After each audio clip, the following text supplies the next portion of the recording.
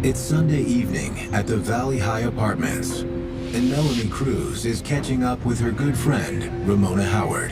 Here you go, hon. Oh, you're the best. Ramona is pregnant and pretty close to going into labor. I love the bassinet. I think you made the right choice. You do? Yeah. Thanks. What's going on out there? Is that a gunshot?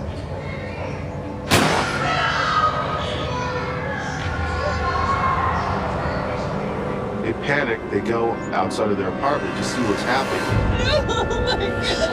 Oh my God. Call the ambulance. She realizes, uh-oh, there's something going on. What is it? The baby's coming. Right now? You need to call 2 ambulances.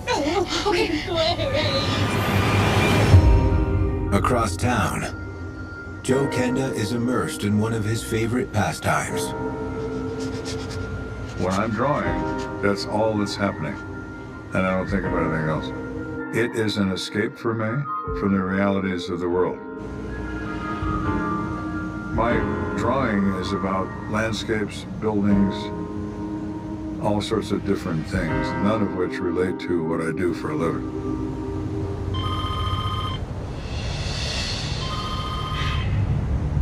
It's always especially difficult for me to be interrupted in that process by the phone ringing because I know who's on the other end. It's Kenda. Dispatch informed me of a shooting on the east side of town. All right, I'll be there in 25 minutes. If I was interrupted in drawing, I would tear up what I had in front of me. I'd destroy it.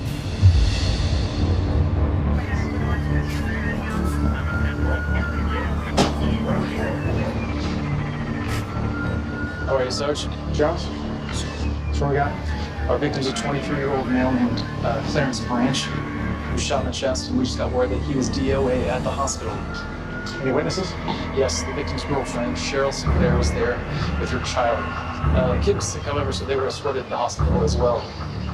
All right, let's take a look at the scene. Sure thing, it's on the end.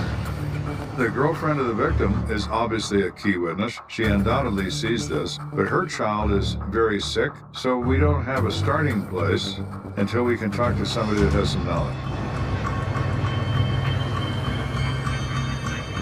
When I walk into this apartment, it's obvious that a child lives here. There are drawings on the wall, there are stuffed animals and toys on the floor everywhere. These are casings. A25s? Yes, sir. Our victim was only shot once, right? Correct. 2 expended 25 caliber casings. So 2 shots fired, 1 hit the victim. Where'd the other one go? So our victim died right here. Who do those belong to? There's blood droplets where the victim was found, but several feet away in a separate direction, there's also blood droplets. Well, where do those blood droplets come from? Do we have somebody else that shot here?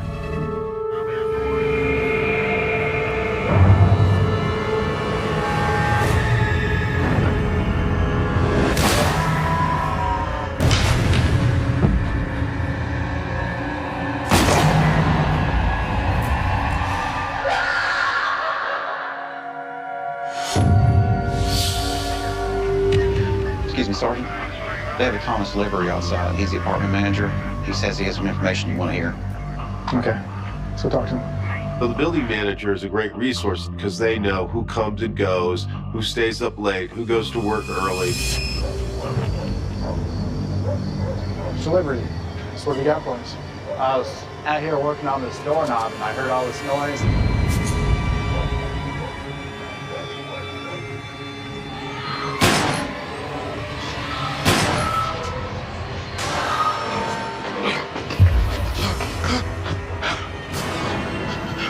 The apartment manager observed 2 people running from the apartment. One guy went running one way and the other guy went the other way and they just both disappeared. So these 2 people are likely to be involved in this. Do you know these guys? Did you get a look at them? Now, to be honest, I was still kind of scared myself, so I just kind of ducked. Thank you. This isn't a ton of information, but considering a few minutes ago I had nothing, I'll take it. So there's a neighbor I think you should speak with. Who's that? April Travis. She lives in the building across the street. Says she knows the victim. All right, thank you. Miss Travis, I'm Detective Kenda. I understand you know Clarence Branch? Yes, I'm good friends with his girlfriend, Cheryl. Apparently her children play with their children, and she has had numerous conversations with both Clarence and Cheryl. What can you tell me about Clarence? I know he's former military. Got divorced a little while back. He's a really nice guy. I've never known him to get into any kind of trouble. The word was if you needed anything, you'd go to Clarence, and chances are he would help you out. What about Cheryl? What do you know about her? She's from Texas. She and her kid moved in with Clarence not that long ago. She reports to us that Clarence Branch has 2 children from a previous engagement, and he has partial custody. Is Cheryl divorced as well? As far as I know, she's still going through a divorce with her husband in West Texas. I think his name is Felton. We don't know who this husband is. We don't know if he's distressed about the divorce. We don't know any of the dynamics. What if this marriage is ending badly and something is happening as a result? Do you know if there's any issues in this divorce? I'm not sure. Look, all I know is that she did not want to see Felton ever again. In divorces, it's not uncommon for children to be used as instruments of revenge. Here we have a girl from Texas getting divorced in Texas. Then she has removed this child from the state of Texas, probably with no one's permission. So there's a fatal mixture here of emotion and bad feelings that could have led to gunshot wounds in the case of Clarence.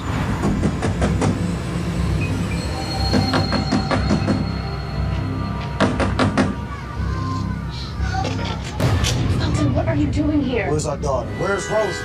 I want my daughter. You can't be. Rosie!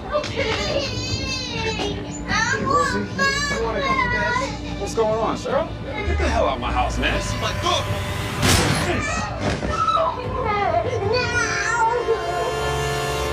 This is just terrible that this has happened. Do you know who did it? Not yet. We're getting there. Thank you. We came here knowing nothing, but now we know quite a bit. Cheryl Sinclair is in the process of getting a divorce, and now her new boyfriend winds up dead. So the obvious question is, what's her soon-to-be ex-husband up to these days? Particularly on this day.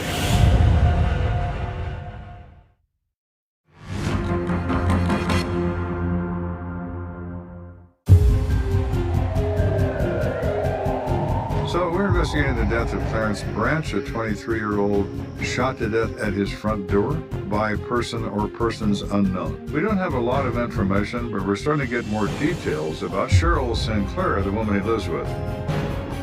So the police figure out pretty quickly that Cheryl's actually married to a man who lives in Texas. How did you find this note? When you're hearing this, your first thought is, could he have tracked her down from Texas to Colorado and ended up in an altercation and ended up shooting Clarence? That's something we got to look at. The following morning, Detective Stephen Jones reaches out to a small sheriff's department in West Texas for some answers. So witnesses can attest to his whereabouts? Yes, sir. Alibi confirmed on multiple accounts. You sure about that? Oh, no doubt. Besides, I've known Felton Sinclair since he was a child. That boy didn't kill nobody. Don't have it in him. Okay. Well, we appreciate your help. You take care now. Mr. Sinclair has a very firm alibi, so the soon-to-be ex-husband is off the table.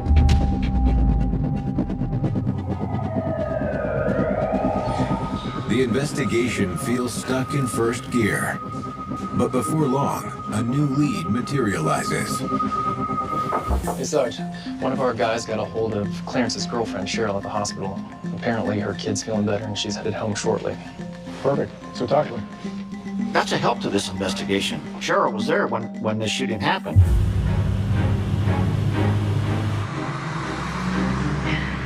This all still feels like a bad dream. We know how hard this is, Cheryl. But you're our best hope of finding out who did this. I know. Cheryl explains that there had been some bad blood between Clarence and a resident of the building whose name is Albert James.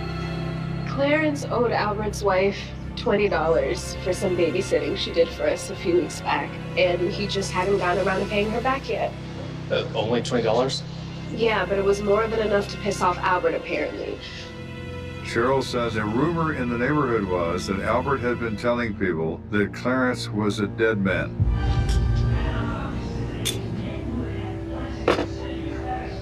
Baby, what are you doing? Don't worry about it. What do you mean, don't worry about it? So Clarence, in response to hearing about these threats, bought a gun. Clarence! We're gonna keep that right here. Is this really necessary, Clarence? You know I don't like guns. I know, baby, I know. We gotta protect ourselves. Mr. Branch decides he doesn't need anyone's help but his own and engages in a one-man arms race and buys a handgun. When you take matters into your own hands, there are police matters. The results often are not very good. And sure enough, Albert shows up at our front door last night. Clarence knew there was gonna be trouble. Why let him in at all? Yeah, well, when Clarence opened the door, he didn't see Albert. He saw Nathan. Nathan? Nathan Emerson. He lives here in the building. So Clarence opens the door for Nathan, and in comes crazy Albert right behind him. Cheryl surmised that perhaps maybe Albert had paid Nathan a couple of bucks to knock on the door so that Clarence thought it was Nathan at the door. So if we talk to this Nathan, he'll back up this entire story? Oh, I don't know. I hardly know the guy. Who knows what he's gonna say? He might lie his ass off to protect Albert. I'm just telling you what I know. And this interview's going on with Cheryl, and you're getting suspicious about some of the things she's telling you. So if we give you a gunshot residue test, are you gonna pass it? What do you mean by residue? Well, it's a test to see if there's any discharge on it from firing the weapon. Well, I'm not gonna pass that. Why not? Because I shot the gun. My. This is certainly getting more interesting. When Albert came in, he was acting all crazy, so I got the gun and I thought that would scare him off, but instead he came at me, so I had to shoot him. And where'd you shoot him? In his arm. This is a reasonable argument under the circumstances. Forced entry, someone assaults someone advances towards you. She has a self-defense argument. Okay, then how did Clarence go about getting shot? Albert came and took the gun away from me. She says he takes it, twists it out of her hand, knocks her to the floor, turns around and fires one shot at Clarence. And then Nathan and Albert took off while my man lay there dying. We don't know why we had two casings at the crime scene. The second shot went into Albert James's arm. So our bad guy is not only on the loose, he is wounded, and he is still armed with Clarence Branch's pistol. Let's get on the radio and contact all the medical centers again and look out for this guy. Come on. It's now a plus that we know that Albert James has been shot, because he's going to need medical attention. So we notify all the hospitals that we're seeking an individual with a gunshot wound to the right forearm. Where does Nathan live? Apartment 111, I think. We appreciate you talking to us. I'm sure we can get some rest. We may want to talk to you again. If Nathan actively participated in a plot to gain entry, he's as responsible for the death of Clarence Branch as Albert James is. At this point, we don't know much about Nathan. If he worked with Albert to ambush Clarence, who's to say he wouldn't take out two detectives who show up at his door? We're going to knock with our hands on our weapons, just in case we need them. Whoa, everything okay? I was wondering when you guys were going to be coming by. Come on in. You want to know what I saw over at Clarence Branch's place, right? So you admit you were there? Yeah, man. So in a surprising turn of events, Nathan is not only cooperative, but he's happy to speak to us. I ain't got no car, and I needed to go see my uncle, so I was hoping to bum a ride off of Clarence. When I got up there, Clarence opens the door, and this guy comes out of nowhere and just blows right through me and into the apartment. It's apparent from what Nathan says that Albert James took a moment of opportunity and he confronts Clarence. I don't even know this guy, but he's like screaming at Clarence, and the next thing you know, I freaked out and got my ass out of there before I got shot too. I wasn't having no part of that. So Nathan is not a participant. He's not a shill to open the door. He's not anything involving this offense. The story he tells and the story we know from other witnesses makes it perfectly believable that all he wants is a ride. So Nathan is out. We don't charge him with anything. All right, Nathan. Appreciate the help. Yeah, man. Whatever you need. Go for Kenda. So we've pretty much washed our hands of Nathan when I get a radio call. I understand you're looking for a suspect named Albert James in connection with a shooting. 10-4, that's correct. It's the sheriff's department, and what they tell me is exactly what I was hoping to hear.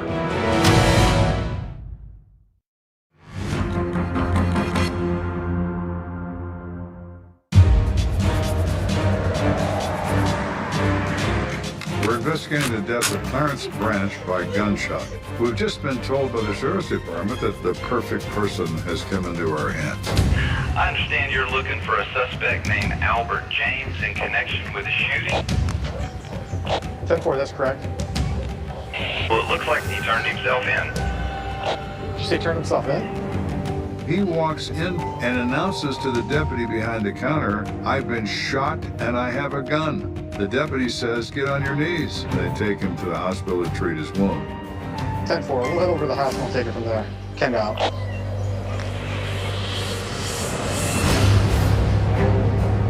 The deputy disarms him for the .25 caliber pistol in his pocket. Then they take him to the hospital to treat his wound. So let's go talk to the man and see what he has to say.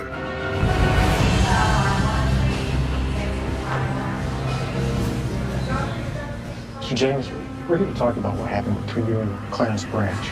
Albert James is hurting, but he's basically going to be fine. We advise him of his rights, he waives, and launches into a story. Clarence, he owed my girlfriend some money. So I went over there to talk to him about it, but when I got there, it just got so violent. He says Clarence pulls him inside his apartment. Clarence had this tight hold on him.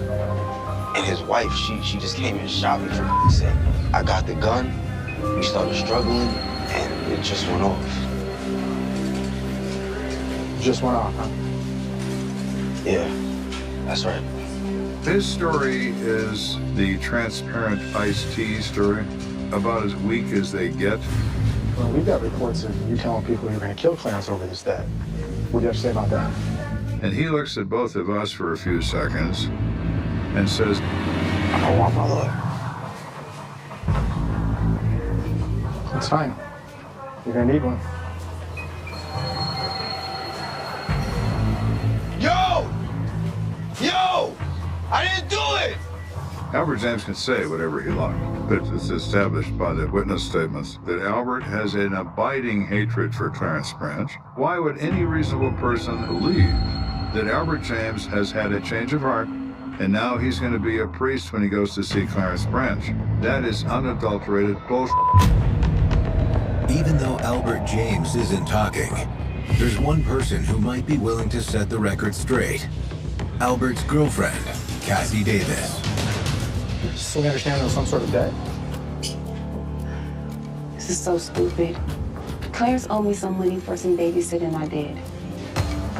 She says she babysat for 3 children. 2 belong to Clarence, 1 belongs to Cheryl. So how were they?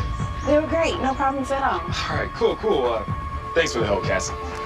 Cheryl gave me 10, but it's gonna be 20 for the other 2. Can I pay you later? Look, I ain't got the cash on me right now. Come on, Cass. Look, I'll get it to you this week. I promise I'm good for it. Okay. Cool, thanks. Then the week came and went and he never paid. I told Albert and he got very upset. And he tried to get the money from Clarence. Albert, yo, what's going on, man? You have the money you owe Cassie? What? What do you mean for what? Oh, man. Oh, I forgot about that, yo. Let me get it to you this week, okay? No. We waited long enough. You're gonna give me that money now. You ain't gonna come up with my house telling me what to do, all right? She'll get her money when I get it to her. I'm gonna get that money now. Words are exchanged, threats are made, but it's all verbal. Nobody's hitting anybody, nobody's shoving anybody. It's just all verbal confrontation. And then a week later, I saw Clarence in the parking lot. And I asked him again about my money. Clarence! What's up with the money? But I already told your pain in the ass husband, you'll get your money when I'm ready to give it to you. Look, I know it's only $20, but we're really tight on cash right now. Get the hell out the way, Cassie. Please, I Clarence. said move.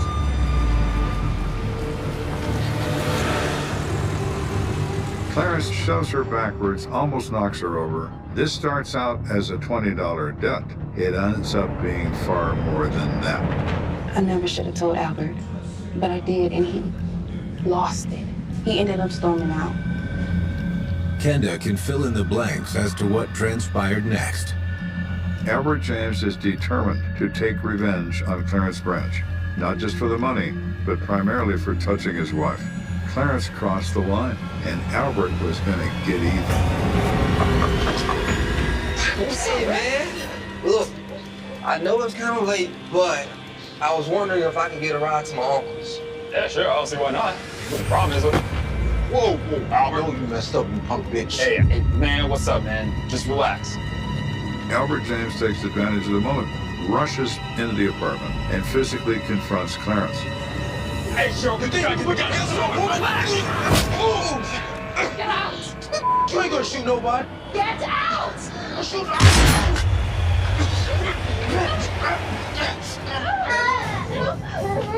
He screams in pain and takes the gun away from her.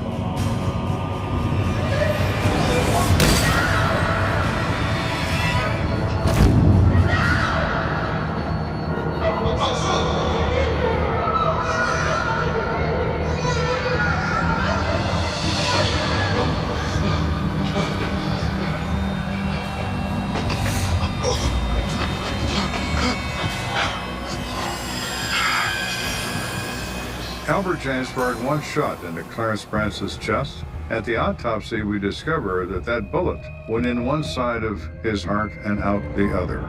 That will do it. Albert James is charged with second-degree murder, but he ultimately takes a plea deal for the lesser charge of reckless manslaughter and is sentenced to 10 years behind bars. This isn't a crime of passion, it's a crime of rage. There's a difference. And Albert engages in that, and it winds up in the death of Clarence Branch.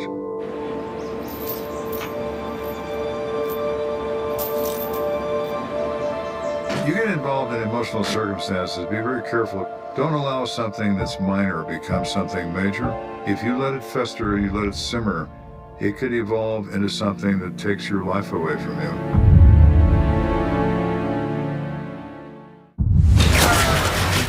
Coming up, a hail of bullets raining from the sky propels Kenda and two young officers into a mind-blowing investigation. This case was a simple case, but it was so incredibly rare and so different that it is something you always remember.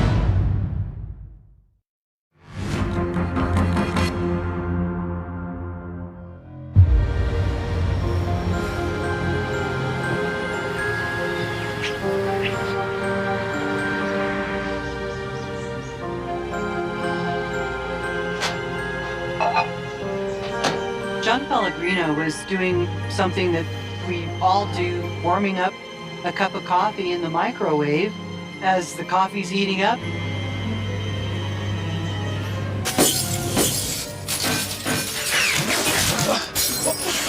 What the hell is going on?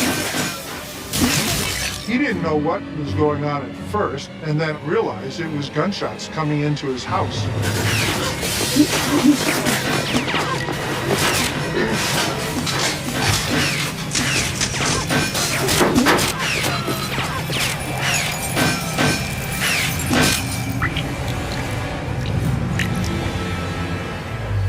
Across town, Officer Kenda is stuck refereeing a less urgent conflict. She's about my height, brown hair, teeth like a horse. Shouldn't you be writing this down? I think we're okay, man. you're gonna find her and arrest her, right? At this particular time, I was not in investigations. I was in patrol, and much of work in patrol can be quite mundane. Can't you see? This car is in my driveway. I tried to tell her. This woman calls the police because she is enraged that her neighbor is blocking her driveway with his car. It doesn't look like it's in your driveway. I measured, and it is over the line by 2 inches. A whole 2 inches. So I suggest you do is put your tape measure back in your toolbox and go back to whatever it is you were doing. I pay your salary, you know. And I appreciate that. You have a wonderful day, ma'am. So to protect and serve, was that protecting or serving? The officer involved was a fellow named Dave Felice, very sharp guy. He was frustrated when we walked back to our cars and he said, look, don't we have something we can do that's like police work? Come on. What we're doing is essential to a functioning society. 4 Paul 1, we have a code 3. 4 Paul 1 en route. And I looked at him and I thought, well, here, you wanted action? Here you go.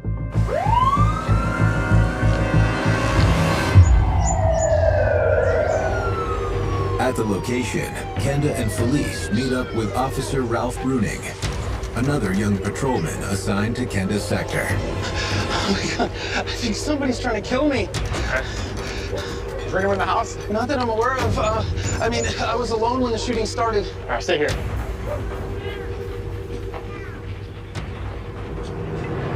We still don't know where these shots came from or if there are going to be more of them. Police! So we go in the house, guns drawn. Show yourself! Your initial arrival at the scene of the shooting is the most dangerous time for police. If there's going to be shooting, it's going to be right now. All clear. Same here. Look at this place. Damn. The only room that really suffered damage was the kitchen. All the windows were shot out, all the cabinets were destroyed, the appliances had holes in them. It looked like a war zone. Okay, let's go talk to the homeowner. See what the hell happened here. One of the first things that you'd want to find out is why John Pellegrino. What is it about him that would have caused somebody to shoot at his house this many times? It's clear. So what exactly happened here? Man, I wish I knew. I mean, one minute I was standing there getting my coffee, and the next I was on the floor dodging bullets. It was crazy. They find out that John Pellegrino has a military history, and when shots start firing around him, he does what you do instinctively as a soldier. You basically fall to the ground and starts crawling away, trying to get help. And I didn't want to take a shot at you. No, I mean, I wish I knew. Is it safe for me to go back in? Well, it's safe, but we still need to process the house for evidence. Now, you might want to use your neighbor's phone and call your insurance guy. Yeah, all right, yeah, I'll do that now. Thank you. I'll call and get the detectives to come out. Who says we need detectives? People can handle this. Really? Come on, let's take a look inside. Bruning and Felice lit up like Christmas bulbs. They were thrilled at the idea of doing something besides measuring the bumper of a car 2 inches over some crazy lady's driveway. The advantage I had in using my officers instead of detectives is no one's hurt. It becomes a property crime, and property detectives do not respond to scenes. They're too busy. Inside the home, Kenda walks the officers through the evidence in the kitchen. This was an opportunity for me to teach and to train these two guys and how to think like a detective. What do we think, and why do we think that? Okay, gentlemen, what do you see?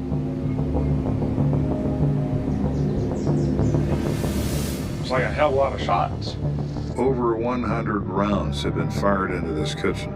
Can you tell the caliber? Looks like 22s. Which indicated that it most likely was being fired from some type of rifle.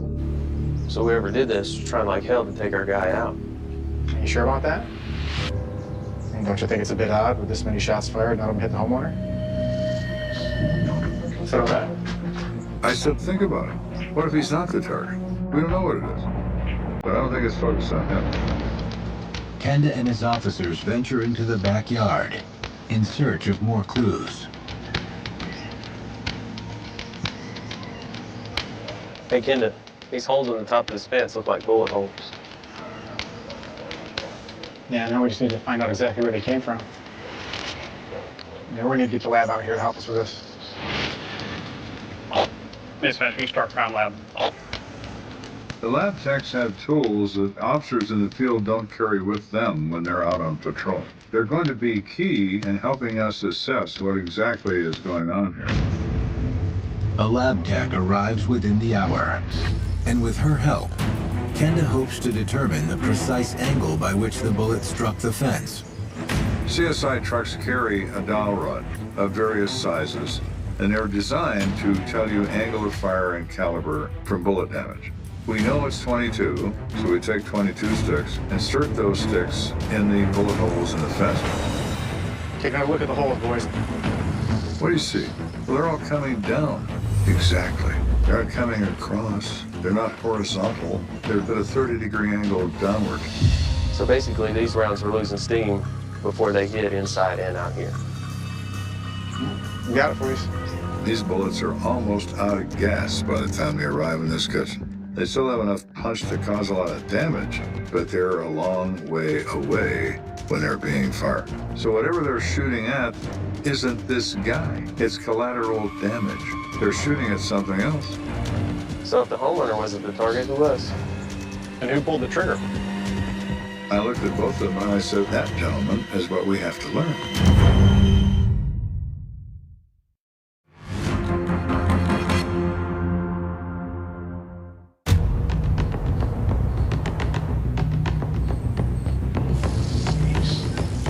So we're investigating this incident in which over 100 shots are fired into somebody's house. 30-degree down angle, where did they come from? And that is the new question. Kenda uses a pair of binoculars to scan the area for clues.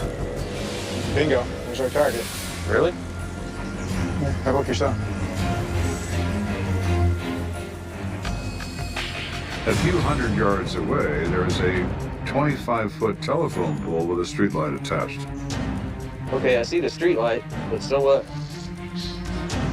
Wait a minute. Oh, is that a bullet hole in it? I said, there's your target. Someone's shooting at the light from the other side of that area. And all he can see is the light because that ground is mounded. So it's an up angle from the guy's backyard and a down angle from the other side. How the hell are we supposed to know where those rounds came from? Hey, I know the engineer company around the corner. Maybe they could help. That'd be great.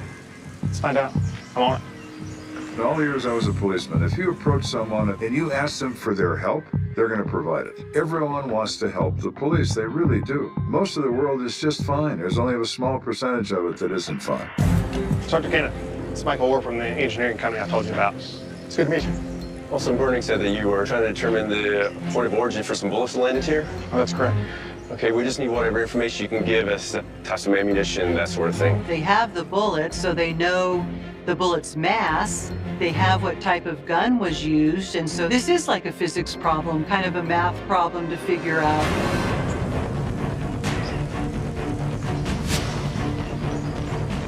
They're working away with their pads and their little computers that they've got.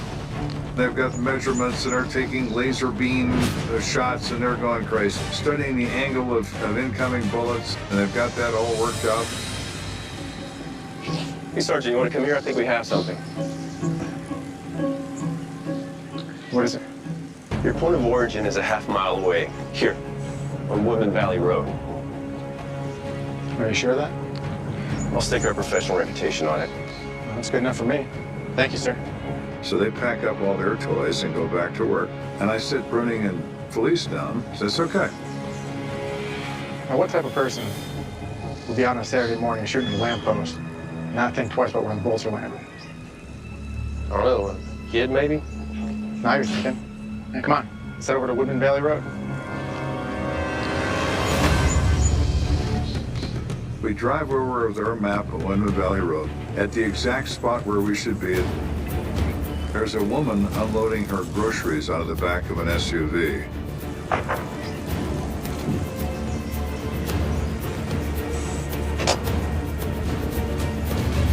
Excuse me, ma'am. Is something wrong? By chance you have a minor living here with you? Yes, my 15-year-old son, since I was his friend. Does he have access to a gun? Yes, actually, he does. This woman then assured Sergeant Kenda that her son would not have been firing the gun when she wasn't home. Would you mind if we spoke with your son and his friend? No, that's fine. Oh, would you also mind if we looked around your backyard while we wait? Oh, no, go ahead. I'll bring him out here. Thank you. So we walked back there, and we immediately knew we were in the right spot. Hey, guys. Look at them all.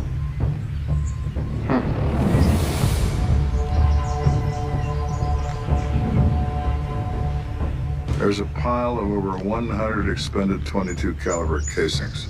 They're fresh and shiny. You could tell that they had just recently been fired. And so it was a strong indication that this was a source of the gunfire. I'll be damned. That's that same street light. Both Bernie and Felice were just beaming. They thought that was the best day of their lives. Much better than measuring bumpers of cars. This is my son, Jake. This is his friend, Tim. So here comes this kid. He's white as a piece of paper and his shirt's bouncing because his heart's going 100 miles an hour. You boys doing some target practice out here this morning? No, sir. I'm not allowed to shoot my rifle without a parent present. How do you explain those?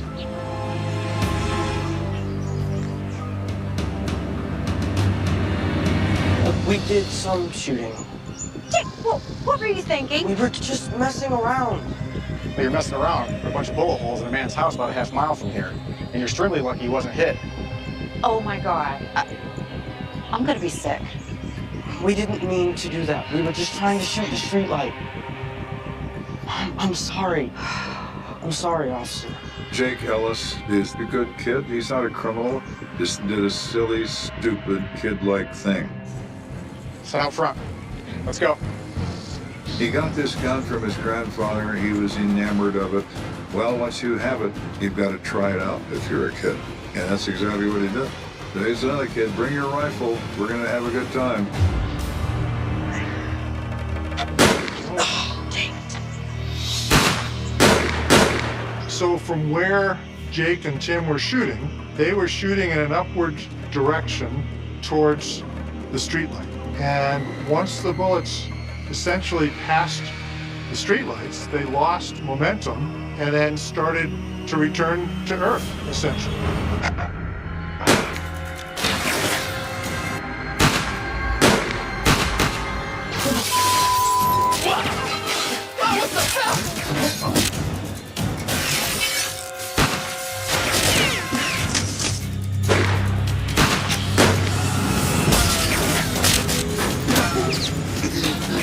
What's going on here?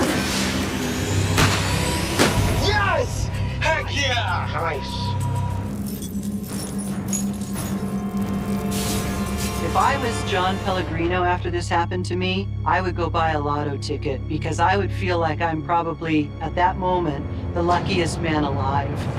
As for Jake Ellis and his friend Tim, they are about to learn a valuable lesson, courtesy of the Colorado Springs Police Department.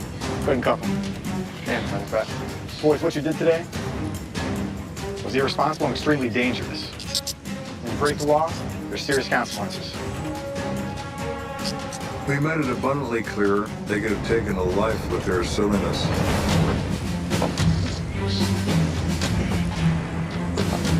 We put them in the back of cruisers in handcuffs just for drill. We're not going to take them anywhere. But we made them believe they're on their way to Sing Sing. What's gonna happen to us? Well, that's up to the judge. But you could be facing some serious time. They were in tears and about ready to throw up.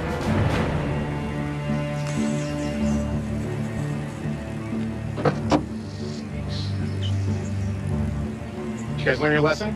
Yes, sir. Are you ever gonna do something like this again? No, sir. Come on out. And then we took the handcuffs off and gave it back to Mom. They needed some time to go change their pants anyway. In addition to teaching two young boys a valuable lesson, the case also left an indelible mark on two up-and-coming officers. I felt that I had done my job as a supervisor, that I provided them with a level of confidence that they perhaps never had. And that was important to me. Bruning and Felice are elated. It was their moment to do something different, to do something in their minds exciting. They were able to solve a mystery that appeared to be unsolvable, and those are the best kind. Night on the Gulf cuts like glass, and the sea keeps its own secrets. The radio is thin, a hiss over distant thunder, the voice of a late-shift host reading headlines like eulogies. One line hooks the air and won't let go. Florida, 1991, cold case solved. The kind of headline that makes you sit up in bed and listen for footsteps in a house that should be empty. But a headline is just a match struck in a storm. It flares, it blinds, it dies. What remains is the dark. Baywater was the kind of town that looked innocent in postcards. Pale motels, a pier with rusted laughter baked into the boards, a diner where coffee went from midnight to dawn without getting cold. The mangroves formed a black lace along the waterline. The flats shimmered at noon and swallowed their reflection by dusk. Tourists came for sunsets that bragged, left with sand glued to their ankles, never saw the stories buried in the brackish shallows. Locals did. They learned to walk around them, not over them, like you avoid a sleeping dog. She walked into town on a Friday that should have belonged to summer. Elena Cruz, 21. A waitress who treated tips like passports. Ponytail high, sneakers loud. A laugh that made old men grin and young men lie. Her mother said she was saving for nursing school. Her friends said she was saving for escape. The night she vanished, Baywater was wearing cologne and coleslaw, a cookout on the beach, the fireworks early and drunk. The wind smelled like salt and gasoline. The last sighting was a joke someone told too many times. The neon harpoon above Otter's Lounge flickered twice, and Elena stepped into its red wash like a target. Headlines later would call it Matik Bian, even in a town where English bulldozed everything. Vanishing has the common tongue. The bartender remembered her order. The jukebox remembered her quarter. The pavement remembered her shoe print, one toe smeared where she paused and turned toward the alley. The alley didn't remember anything, not for the record. Behind the bar, the ice machine gargled alibis. In the parking lot, a Camaro dozed. The security camera was a plastic cyclops, glass eye, no tape. That was the trick in 91. We thought we were watching. Really, we were looking away. Sheriff's Deputy Alma Reyes walked the scene at dawn with her coffee like a lit fuse. She cut through huddles, nodded at the gossip, took photographs that already looked like ghosts. She measured tire grooves and cigarette ash, picked up a matchbook with a motel logo melted into soot, found a Polaroid half drowned under the dumpster, a double exposure of a girl's grin in a smear of light. It could be Elena. It could be anyone who smiled on a Friday night. The edges were soft. The truth would be too. By Monday, the words hit print like a siren. Cold case. It wasn't, not yet, but the phrase bites. It makes readers stop chewing their eggs. The paper loved it. The talk shows loved it. The town learned to perform its grief. Candlelight vigils on the pier, ribbons tied to the mangroves, then untied, then replaced, frayed by the tide until they looked like warnings. Sok Kong Dong was a headline stolen from somewhere foreign and stapled to Baywater's bulletin board. Elena's mother folded it into her Bible like a virus and closed the book hard. People brought casseroles and left them on the porch like evidence. The first suspect was always the same in towns like this, the boyfriend. He was a mechanic with hands like used maps, name of Daniel Beck, a grin that didn't know when to stop. He said he'd been home watching a game no one could prove was televised. A neighbor swore she heard his truck around 11, then swore she was asleep by 10. The timeline bent like heat mirage above the road. Alma leaned on it anyway, and it snapped. Then came the drifter. They called him the Piper. He played a battered harmonica behind the tackle shop and told kids not to grow up. He wore a denim jacket patched with bad luck. After Elena vanished, he vanished too, which is a magic trick even innocents can master. They pulled in 3 men with harmonicas from 3 towns over, lined them up like bluesmen, and measured their lies. The Piper never walked through the door. He remained a rumor with a face you could fit on anyone. The ocean made its bargain. It gave back just enough to be cruel. A sneaker washed up near mile marker 8, laces knotted like prayer. A gold hoop earring turned in a net. A scrap of red cloth that might have been a bandana, might have been a shirt, might have been part of a carnival prize tossed off the pier. Each find shivered the town awake. Each test came back with the same verdict. Inconclusive. A word that feels like a shrug until you hear it bury a name. A year later, a storm unlaced Baywater in the middle of the night and tossed its furniture into the yard. In the morning, Alma found a section of fence down behind the old Delgado cannery. The mud there held prints like a diary, some fresh, some fossil. Among them, a groove of rubber that arced, turned, stopped where the ground fell away into a culvert. She followed it with the patience of rain. The culvert spat into the mangroves. The mangroves swallowed what came. You could feel the town trying not to breathe. The investigation learned new words, modern ones. Fiber, trace, latent. The lab in Tampa learned how to say sorry with better grammar. Alma's ring binder fattened. Elena's mother thinned. Baywater wore its fear like a light jacket, casual until someone tugged the sleeve. Nights went earlier. Locks got thicker. Men, when they walked behind women, learned to cough. Women learned to walk at the center of the sidewalk, keys bristling between their fingers like small brass teeth. A tourist found a cassette tape near the jetty 2 summers later, thin black ribbon unwinding in the tide, plastic warped by sun. He tossed it, then paused, then took it to the sheriff's substation because everyone wants a cameo in a mystery. Alma dried it on her dashboard and fed it to the office boombox with a prayer to magnets. What came out wasn't music, it was the inside of a night. Tires, a door, a woman's voice muffled by weather, 3 words that could have been let me go, or let me know, or leave me know. The sound experts turned it into an inkblot and charged by the hour to explain what the shapes might be. The town settled into its long B tack, a stalemate that grew out of the ground like palmetto. Every few years, a reporter would come and film the same pier at sunset, a lens-loving orange. He'd say words like decades-old mystery, Mon Moi Kila, trail gone cold, and his voice would cradle the commas like heirlooms. Elena's photo would bloom on the screen beside him. A girl leaning into light that the camera decided to trap forever, just a little too late. Viewers far away would lower their spoons into soup and shake their heads in a room where no one could hear. Then the headline returned, louder, Florida, 1991, cold case solved. The day it hit, Baywater winced as if someone tapped a bruise without warning. An arrest in another county, a man pulled over for a broken taillight, a name that echoed like a footstep in a stairwell. He had lived in Baywater in '91. He had worked nights. He had scars in the wrong places and answers that arrived after the question had moved on. The state loved the sound of solved. It loves a period. Cases like this devour exclamation marks. Morning brought microphones to porches and old wounds to doorsteps. The diner refilled the past and poured it hot. The accused had a brother who swore he was a saint and a neighbor who swore he was a shadow. He had a box in his closet filled with nothing anybody could understand and everything anybody could fear. Postcards from cities he never visited, a broken locket with no photo, a stack of Polaroids that looked like lost afternoons. None showed Elena. One showed a girl who could have been her cousin. The press called it a shrine. His lawyer called it a yard sale. The truth called it not enough. Alma watched the footage with a silence that didn't have to be polite anymore. Retirement had come and gone like a wave she didn't notice until it broke her ankles. She still carried the binder. She still kept the names on the tip of her tongue like pills you're not ready to swallow. The new detectives wore suits that fit and smiles that didn't. They liked the arrest.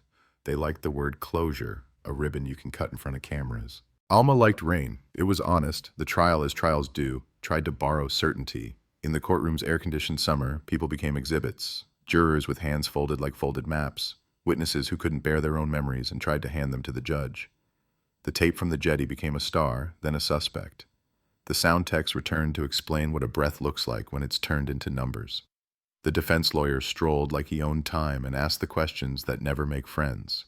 Where is the body? Where is the witness who saw more than fog? Where is the match between this man's life and the life that ended that night? Elena's mother sat behind the railing and counted every second with her fingernail against her thumb. She had waited long enough to grow another name in her face, survivor, widow, pilgrim. She had become the kind of person who can walk from the grocery door to the car without looking up. The headline said solved, but she knew better than anyone the difference between a word and a world. She watched the man in the suit argue that the evidence was a quilt stitched from other people's winters. She watched the man at the defense table blink in a way that didn't belong to her daughter's story. She watched the jury file out with their eyes on the carpet as if the floor had something to confess. Verdict day was humid enough to drown a confession without water. The town gathered outside because screens were too small for this kind of weather. Alma stood at the back with her binder under her arm like a child she didn't trust to cross the street alone.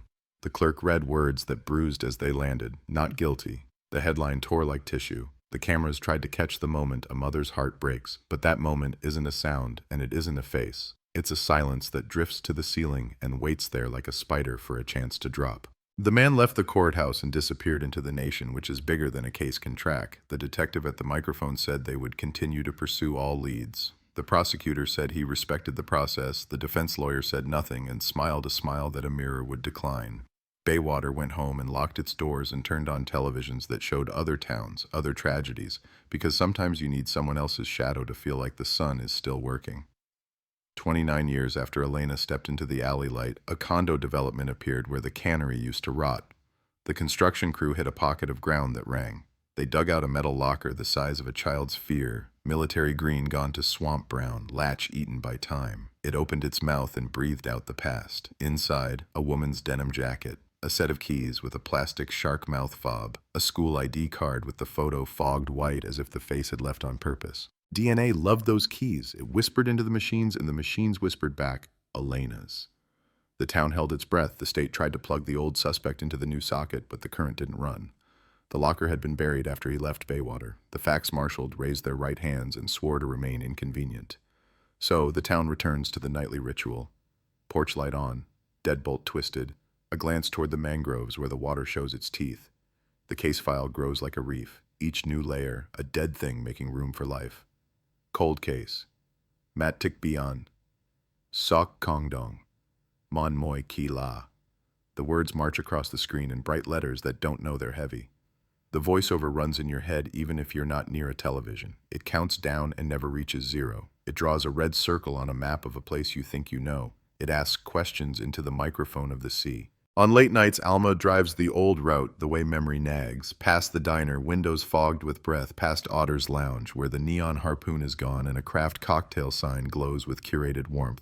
Past the alley, which is just an alley to anyone who wasn't here when it wasn't. She parks near the mangroves. She kills the engine. The cicadas hand the night, back and forth like a rattle. The tide slips its thumb under the town and checks for a pulse. She holds the binder on the wheel and reads the first page as if it might suddenly end differently. It doesn't. The names are still names. The holes are still holes. The locker, the tape, the Polaroid, the keys. Each clue a door that opens onto the same room. If you listen carefully, you'll hear the headline flicker in the dark.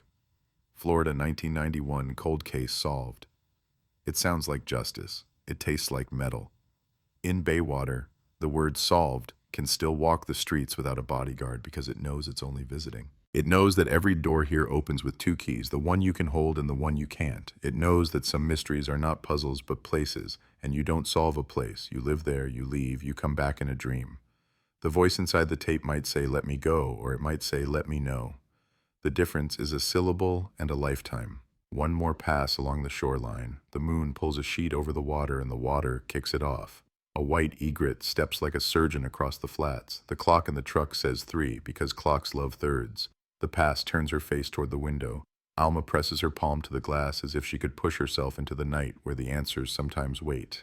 In the distance, a shrimp boat coughs. In the alley, a ghost checks her reflection in a broken beer sign and decides she can go home now. The town keeps its secrets. The sea does too.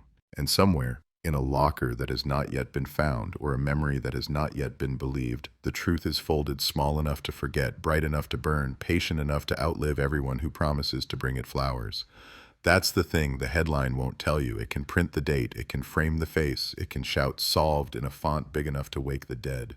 But when the sound fades, you can still hear the mangroves rustle with a name, can still see a red neon harpoon tremble over an empty door, can still taste the metallic hush of a tape that learned to breathe underwater. The camera pans wide.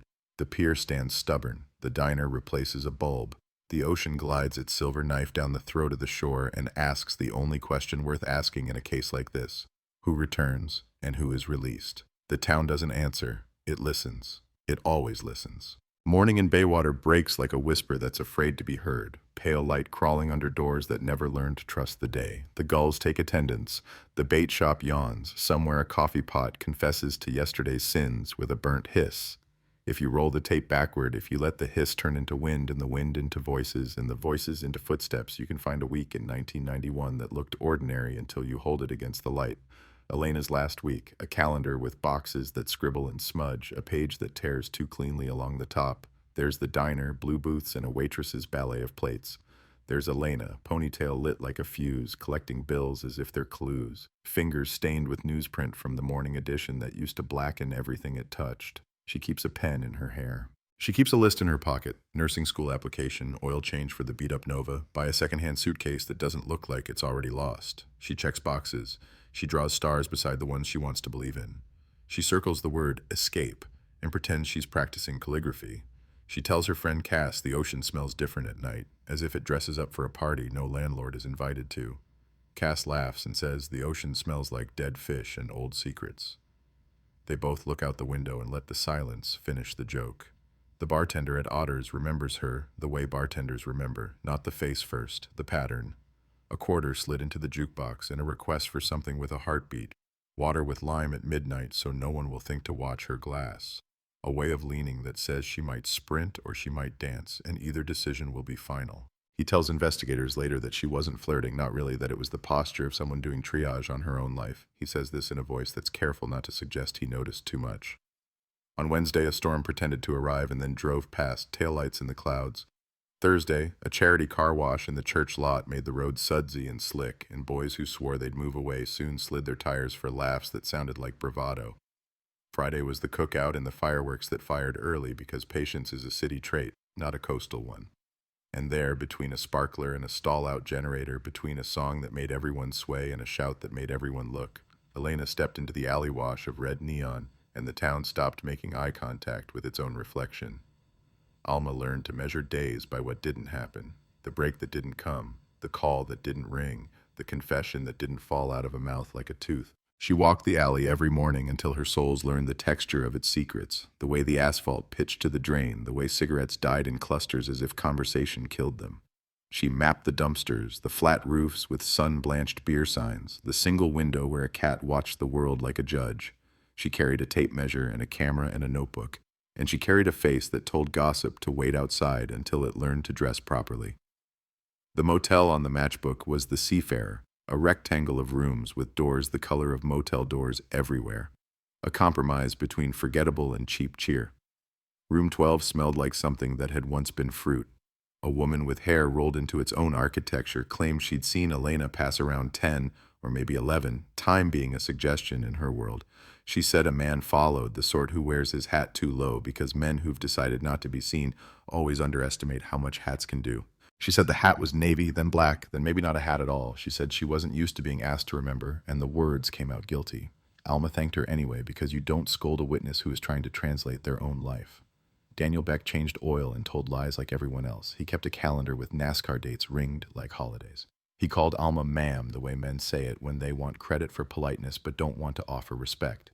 His shop smelled like rubber, pride, and failure in equal parts. The fan ticked, the radio coughed the morning show into the rafters. He said he'd argued with Elena Tuesday. He said it was about money, as if that narrowed it down. He said he'd never raise a hand to her, then raised his hands to show how empty they were. Alma watched the way his eyes hopped from tool to tool like small animals that no hawks lived nearby. She put a note in her binder that said, simply, he rehearsed. She put another that said, he's not the worst thing I've seen. The Piper drifted into focus and then back out. Men who travel on stories instead of wheels are hard to print into paper. He'd played his harmonica near the tackle shop on Mondays, except when he didn't. He'd told a boy named Reggie that grown-ups stay scared because they forget the rules kids know. He'd written a message in the guest book at the church shelter that read, this place is a mouth that remembers every bite. He'd been seen last near mile marker 8 where the earring washed up. He'd been seen last in a town 2 counties over where the sheriff wore his hat like a promise and didn't much like rumors imported without tariffs. When the Piper didn't reappear, he became an article of faith, true because the story needed him. There was a rumor about a Camaro and the sound it makes when you reverse too fast on gravel and the rear bumper kisses the fence that wants to keep its splinters to itself. Alma found the shaved wood on a post behind the bar. She found the whisper of paint, a red that had learned exhaustion. She ran a finger along the scrape and let it dry on her thumb. The lab liked the sample until it learned how old the lab really was. Paint can say, I'm red. It can't say, I did it. Not in 91, not without a lucky miracle and a prosecutor willing to build a cathedral from a single nail. A boy on a bicycle claimed he'd seen Elena arguing with a woman near the alley. He drew the woman's hair as a swarm of black bees in a spiral and her mouth as a single line thrown across her face like a power outage. His mother said he had an imagination that could find boots under beds where none existed. Alma knelt on the boy's level and asked what the woman said. She said no. Alma asked what Elena said. She said yes, then asked if he could go ride now. Alma let him go, because sometimes the only useful thing you can do with a detail is set it free and see if it returns as a pattern. Time plays its favorite trick in long investigations. It normalizes the abnormal until the extraordinary wears sweatpants and asks you what's for dinner. Cass moved away, then moved back because jobs elsewhere paid in loneliness. Otters changed its sign, traded the harpoon for a copper script promise of craft. The matchbooks went out of fashion. The pier learned 3 new coats of paint and unlearned none of its creaks. The phrase cold case moved from the front page to the comfortable corners of retrospectives, where it could stretch and be tragic on command. Elena's mother learned the names of the people who didn't call anymore by the shape of the silence they left behind. Years stack like poker chips, and one of them is painted with a hurricane. September, a name we give to a season because numbers are too honest. The cannery, already tired of its own sagging, took a breath and sat down harder. A chain-link fence pitched toward the ditch. The ditch cracked its knuckles and swallowed. In the tangle of roots near the culvert, a rusted clasp blinked. Shark fob, cartoon grin, a souvenir voice that squeaked when you pressed it. Alma picked it with gloves. The weight said keys. The teeth said ignition, door, mailbox. The lab said inconclusive, with such conviction it sounded like a verdict. The mother said she knew anything that small that could hurt that much had to be hers. In the middle of the timeline, years walking past with their hands in their pockets, there's the tape. A cassette slick with tide and indifference. When the sound text drew its heartbeat on paper, Alma watched the lines and thought of seismographs, of the way the earth writes its own diary and dares us to interpret it. The 3 words in the wind became a Rorschach in court, became the world's shortest opera, became a litmus strip for what you wish the past had said. The state argued for let me go. The defense proposed let me know. Alma offered nothing because 3 words can be anything when the sentence around them is missing. A theory strolled in wearing its father's suit that the person who took Elena wasn't a drifter, wasn't the boyfriend, wasn't the shadow under a hat, but rather the town itself, a small machine that eats its shiny and spits back its dull. The theory drank its coffee black and said the alley was a throat, the culvert an artery, the mangroves a lung that never exhales. It was a pretty theory. It was the kind that makes writers rich and detectives tired. Alma wrote it down anyway because the binder wasn't a museum, it was a net. You put in everything that might catch. You pull later. The locker, green-turned graveyard, latch-eaten, doesn't arrive in the timeline until later, and even then it arrives like a bad guest. Too late, too loud, demanding to be the center of the story without proving it sent an RSVP. But before the locker is found, there's a whisper that something else was buried. A man renting a backhoe for a septic repair swears he hit metal in the lot behind the cannery and the ground rang like a church bell with a cold. He says he covered it, thinking it was a pipe he'd break. He says he meant to tell someone, and then life, with its steady appetite, ate the intention on the way to the door. He says this to Alma on a day when humidity makes honesty stick to the skin. She stares at the lot, at the weeds rehearsing their chokehold, and realizes you can't dig every square foot of a town. You have to choose where to believe. Baywater learned to host its ghost. The tourist brochure that used to brag about sunsets and shrimp now let the mystery peek from a corner like a stagehand's ankle. Podcasters arrived with microphones that made them feel brave and opened with sentences that made tragedy sound artisanal. In sleepy Baywater, a storm of secrets. In the shadow of the pier, a vanishing. They bought pie. They left tips like alibis. They recorded the cicadas and told their listeners it was ambiance. Elena remained a still frame while their episodes darted around her like moths playing at stars. You could hear the case in the way doors locked, clicks earlier in the night, deadbolts learning choreography, porch lights staying on until the bulb dimmed the way Faith does, not all at once, but without the decency to warn you.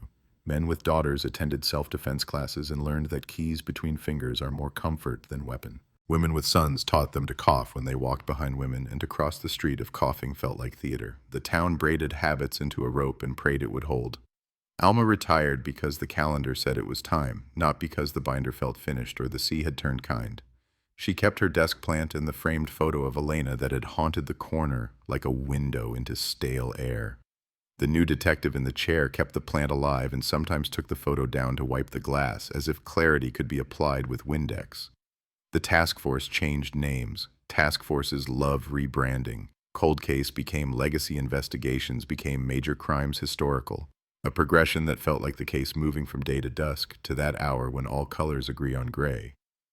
Alma brought cookies on holidays and pretended she was visiting, not staying. In a year without significance except to the people inside it, a volunteer group offered to recanvass the area, to knock on doors that had learned to hide, and ask questions in voices that sounded like neighbors instead of badges.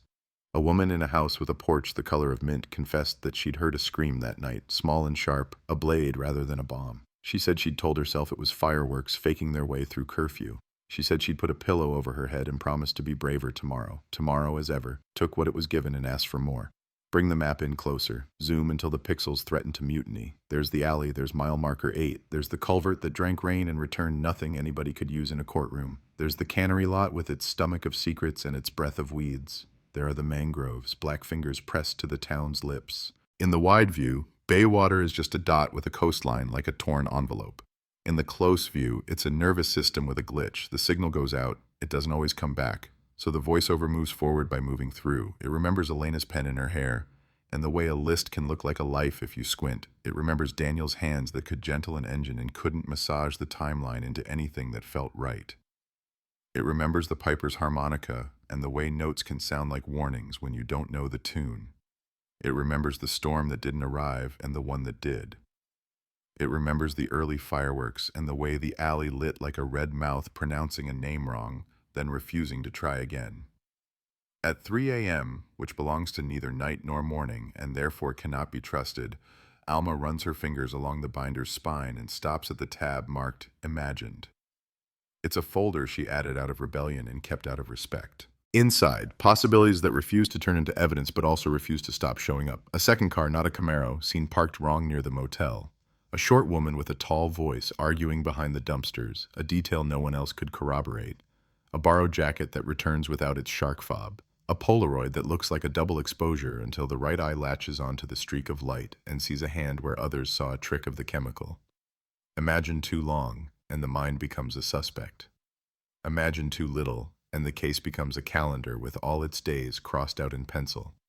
Down by the shore, the shrimp boats cough and turn, and the lighthouse does its one trick, faithful as a prayer wheel. The town does its tricks too. It opens, it closes, it forgets, it remembers. A porch light winks out and another blinks on, a Morse code of stubbornness. Somewhere, an old tape waits in a drawer, magnetic memory losing its grip the way human memory does, slowly, then suddenly, somewhere, a drawer is locked, because a hand decided long ago some stories are safer in the dark. Fade, but not to black. There's no blackout in Baywater. There's only a dimmer nobody controls. Look again at the week before the headline and the week after, and try to tell the difference without the date stamps. Try to find the moment where ordinary gives up its mask. Try to say with clean certainty who walked into the red neon and who followed, and at what speed, and with which name in their mouth.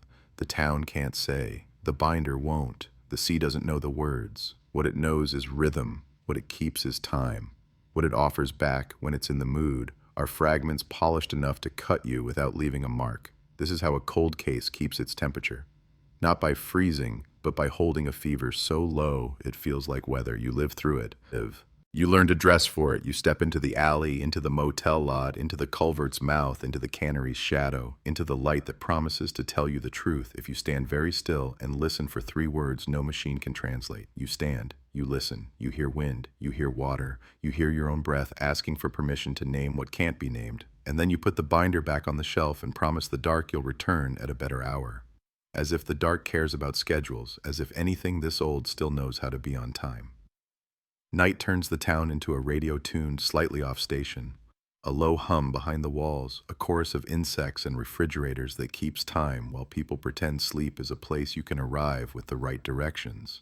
In that hum, stories curl up like cats, some purr, some hiss. Alma sits at her kitchen table with the binder open and lets the hum build a scaffolding for memory. She spreads items across the table like a fortune teller's deck. Photocopied statements, photos bleached by years of fluorescent light, a pencil nub that has outlived a dozen erasers. The lamp throws a yellow pool that could be an interrogation all by itself. She flips to the tab marked Routes and traces, with a forefinger that knows this map better than it knows her own face, the path Elena might have taken if the night had allowed her to finish anything. From Otters to the alley, from the alley to the parking lot, from there a dozen possibilities fanning out like wet feathers. Toward the motel, toward the cannery, toward the culvert that collects the town's runoff and moral residue, toward the beach where the sand keeps everyone's secrets until the tide decides it's bored. She marks each with a dot and feels the dots tilt toward gravity that never made the evidence box. She hears again the boy's voice. She said no, she said yes, and files it beside the tape's breath and the locker's teeth. Alone, useless. Together, a constellation that might be a face if you tilt your head and pretend you believe in stars. In 1993, a woman named Trina called the station at 2:14 a.m. with the courage you can only buy with insomnia. She said she'd been at the Seafair the night Elena was last seen, that she'd been in a room with a door that stuck unless you lifted your hip just so, that she'd heard a struggle the way you hear a fight through drywall, as a series of thuds that might be footsteps or furniture learning to fall with dignity. She said a man's voice laughed after, the kind of laugh a mirror wouldn't reflect. She said she didn't come forward because her boyfriend at the time would have become a suspect, and he was already a suspect in too many small ways in her own life. She said she'd moved 2 states away and never learned how to sleep before 3. Alma took the statement and mailed it a stamped envelope that said, "If you remember anything else." The envelope came back 3 months later with nothing inside, only the faint scent of cigarette smoke and peppermint, and a crease that suggested it had been opened many times by someone hoping a sentence would appear if they folded it enough. Cass, the friend who left and returned, took to carrying a disposable camera like a talisman. She said if she could capture enough ordinary moments, they might form a fence around the day Elena vanished and keep it where people could see it, instead of letting it run into the mangroves and learn to breathe water. Her pictures filled shoeboxes, coffee cups, the curl of steam like handwriting, the pier's bolts, the bartender's hands mid-pour, the alley's mouth empty at noon, the shark fob, or one just like it, hanging on a hook in the bait shop, 2 rows of plastic teeth a child could trust. She offered them to Alma once, shy as an apology. Alma paged through and felt a quiver of gratitude for the idea that evidence could be beautiful without being manipulative. She kept 3, the alley at noon, the drink in mid-pour, captured like a promise not yet kept, and a photo of the cannery fence at dusk, the chain link catching the last light like a net that only caught glow. Rumors learned to dress. They put on dates and times and the names of men who've moved away. One that Alma can never quite shake says there was a second Polaroid, that the drenched half-face under the dumpster had a twin taken minutes earlier, dry and whole, Elena captured mid-laugh with someone whose hand was visible only at the edge, fingertips pressing into her shoulder with the confidence of ownership people mistake for love. The rumor says the second Polaroid lived in a wallet that later lived in a drawer, and then in a suitcase, and then in a storage unit that was auctioned when someone forgot a payment. The rumor is a connoisseur of logistics. It never offers a unit number. The Camaro returns when the heat does. Each summer, a man in a bar claims he worked body at a shop that saw a red with a bumper scrape and a story that arrived late and left earlier than it should have. He says he remembers because the owner paid in cash and compliments, and because there was a strand of hair caught under the bumper that he plucked and flicked because that's what you do with hair. You pretend it isn't a thread. He describes the hair differently, each retelling, blonde, black, brown, with sun, long, short, somebody's. He becomes a joke the way witnesses do when the town needs a break from grief. Alma doesn't laugh. She writes the license plate numbers he can't recall in a column of X's and listens to the pencil holler in small, wooden ways about how far graphite can stretch before it snaps. In the summer of '98, Baywater hired a search dog team with a name that sounded like an action movie. They walked the mangroves in a grid that turned wild into graph paper. The animals did their sacred work, noses writing essays on air, paws placing punctuation in mud. At a certain bend near the culvert, a shepherd named Luna sat and whined at the water as if it had said something unforgivable. The handler recorded a hit that could be anything alive or anything gone. The current kept its sentence in motion. They brought cadaver dogs later. The tide answered in the affirmative and then in the negative, as if language were a tide too. Reporters learned the phrase, probable area of interest, and wore it out in a week. The man later charged and later cleared, stayed on Baywater's edges like a bruise nobody wanted to massage. He worked maintenance at a complex with a pool that turned azure as perfectly as a lie, changed filters, flicked dragonflies off the skimmers, kept a toolbox that clicked like a tongue when the lid shut. He dated a woman who taught second grade and wore bracelets that chimed warnings. He had a scar that made people want a story, so he offered one, a boat hook, A storm, a friend who didn't deserve saving but got saved anyway. He told it the same way each time, which can mean truth or rehearsal. The town picked rehearsal because picking truth would have been a kind of admission, and the town had already confessed enough without being forgiven.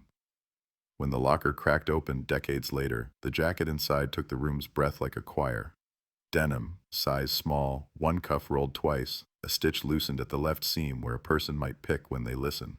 The keys were a chorus too, each tooth singing its own note when the tech rattled them into a tray. The shark fob's squeaker had drowned, but when you pressed it, it exhaled a memory of a squeak, and that was somehow worse. The ID card's face was fog where a face should be, and people said poetic things about how even images choose when to testify.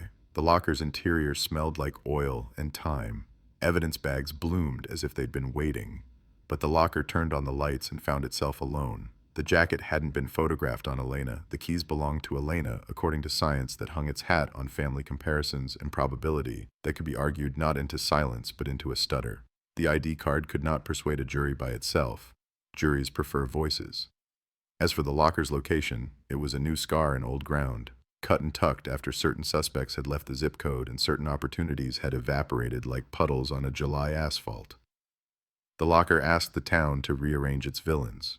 The town declined, politely, because it had invested years in the configuration it already hated. Cass married a man who built skiffs in a shed that smelled like patience. On nights when the moon went thin, they'd push a boat into the flats and let the shallow water instruct them in how little you need to float. She'd aim her disposable camera at the horizon and accept the futility of film in the dark. She told him Elena liked the way sodium lights made everything look briefly expensive. He asked if anyone ever gets used to living beside a story that won't end. She said people don't get used to it, they learn to decorate around it. Alma writes a letter to Elena in a notebook she never intended to own. She begins, "You don't know me, but I have memorized your choices," and stops, because that sentence tells on the whole enterprise, reveals the strange intimacy of detective work, how it becomes a tenancy agreement with the dead where rent is paid in attention and you are forever short. She crosses it out and writes instead, "If I could take 1 hour back and move it 3 feet to the left, I would." She doesn't say which hour, she doesn't say which feet. She folds the page and tucks it into the tab marked unsent. The binder, which has become more organ than object, accepts this new tissue without complaint. The piper reappears as a whisper on a cheap radio years later, a man playing a song that bites its own tail on a college station 3 counties over. A caller says, "I know that tone," like Russ learning to whistle. The DJ laughs and says, "Everyone knows that tone. It's called the blues." The caller hangs up and writes the station's frequency on a napkin that goes through the wash and emerges as lint. A deputy in that county hears nothing about any of this because the world has more tragedies than inboxes. He does, however, find a harmonica and evidence from a domestic call that no one filed properly. The reed is cracked, the case is monogrammed, the initials don't match anyone in Baywater. The harmonica smells like machine oil and disappointment. It sits on a shelf under a light that flickers in code until someone replaces the bulb and the code is lost. The church built a new wing with a room for grief that tried very hard not to be a room for ghosts. The carpet was hopeful, the chairs were neutral. A sign on the wall said, "Leave it here."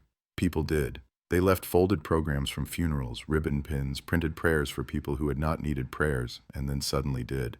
Elena's mother left a pair of sneakers.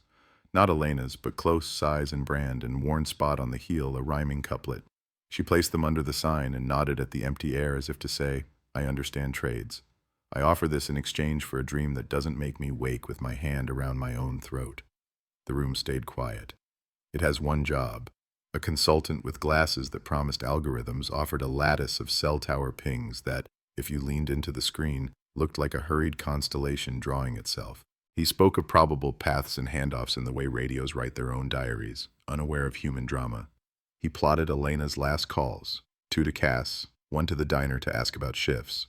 He plotted a call from a payphone that never connected, a nickel swallowed and not returned, and said, "This is the kind of anomaly we love. Love is a strange word for the skeleton of hope." Alma circled the payphone on an old map and went to stand where it once stood, the kiosk long gone, the rectangle of concrete a chalk outline for machines.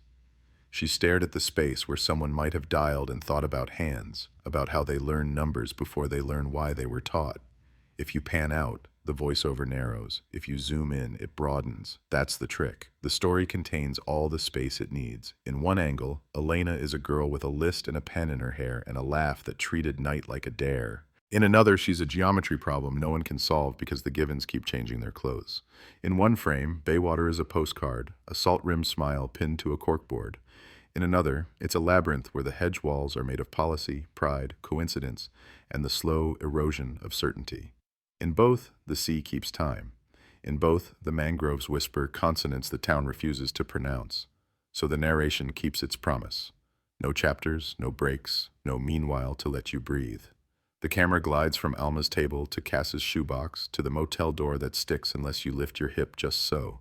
It dips into the culvert where water rehearses its lines and emerges without applause. It walks the pier at dawn and counts bolts like rosary beads. It touches the locker's cold lip and the tape's hot hiss and the Polaroid's soft edges. It asks the only question that doesn't insult the dead.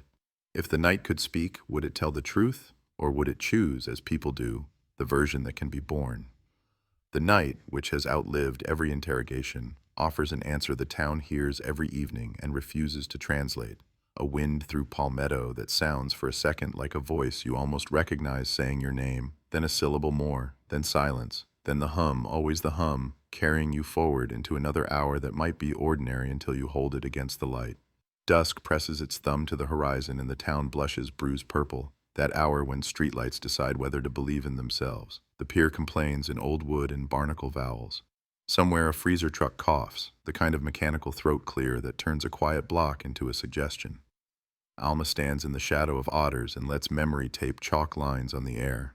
It's not that she thinks revisiting the scene will conjure a culprit like stage magic. It's that the alley owns a frequency her bones can still pick up, a station that will never come in clean, but sometimes, when the humidity gets the math right, admits a word or two. She walks the route the way you recite someone else's prayer. The dumpster with its lid that doesn't close. The door with the deadbolt polished by anxious hands. The patch of gravel that slides under your heel no matter how determined your foot. The back gate that used to squeal and learned to whisper. She touches the fence post where paint once told a red Camaro it should apologize. She imagines the apology traveling through the metal, into the ground, along the roots of the mangroves, out into the flats, and up, finally, into a silverfish that flares and is gone. That's how evidence moves, when it wants to leave you. Not away, but everywhere. Across town, the seafarer breathes in its sleep. Room 12, the fruit ghost, the door with the hip lift trick.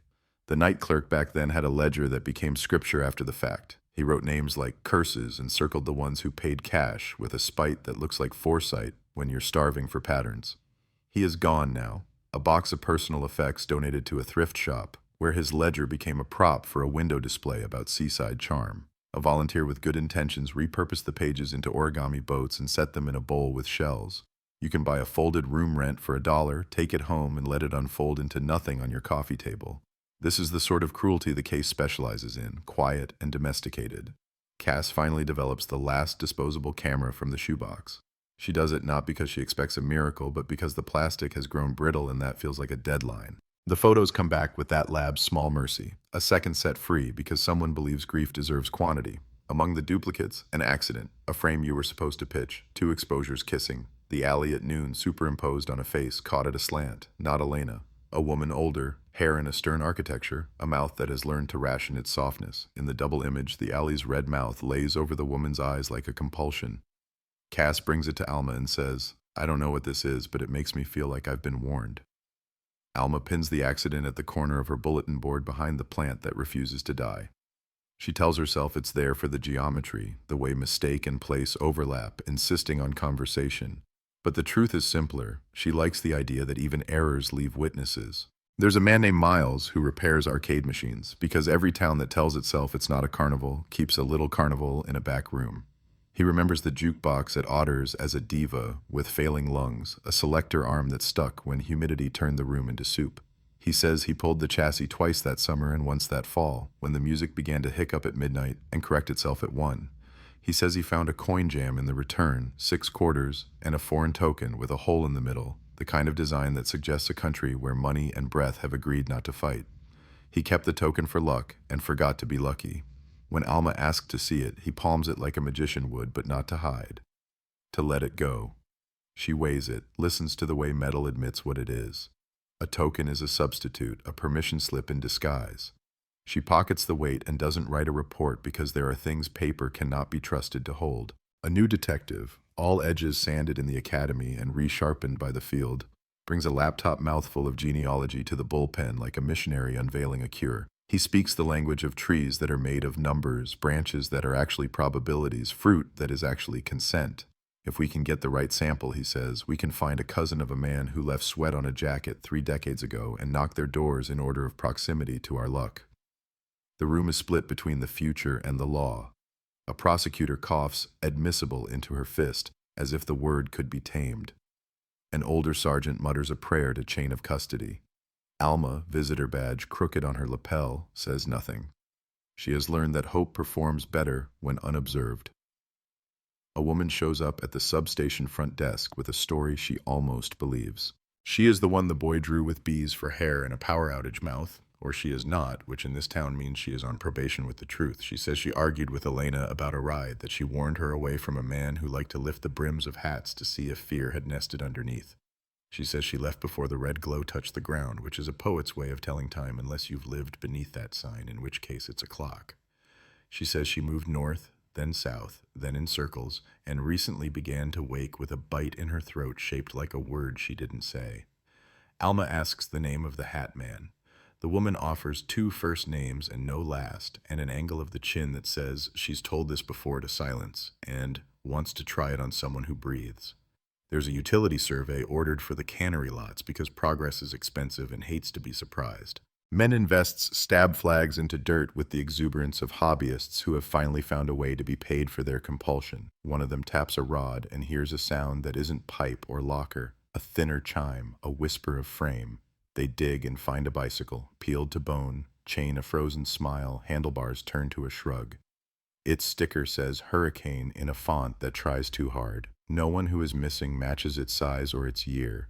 It is a reminder that the ground keeps eagerly the things we don't intend to keep at all. They bag nothing, they note a curiosity, they plant the flag again because the whole looks like an invitation and no one wants to be the person who RSVPs.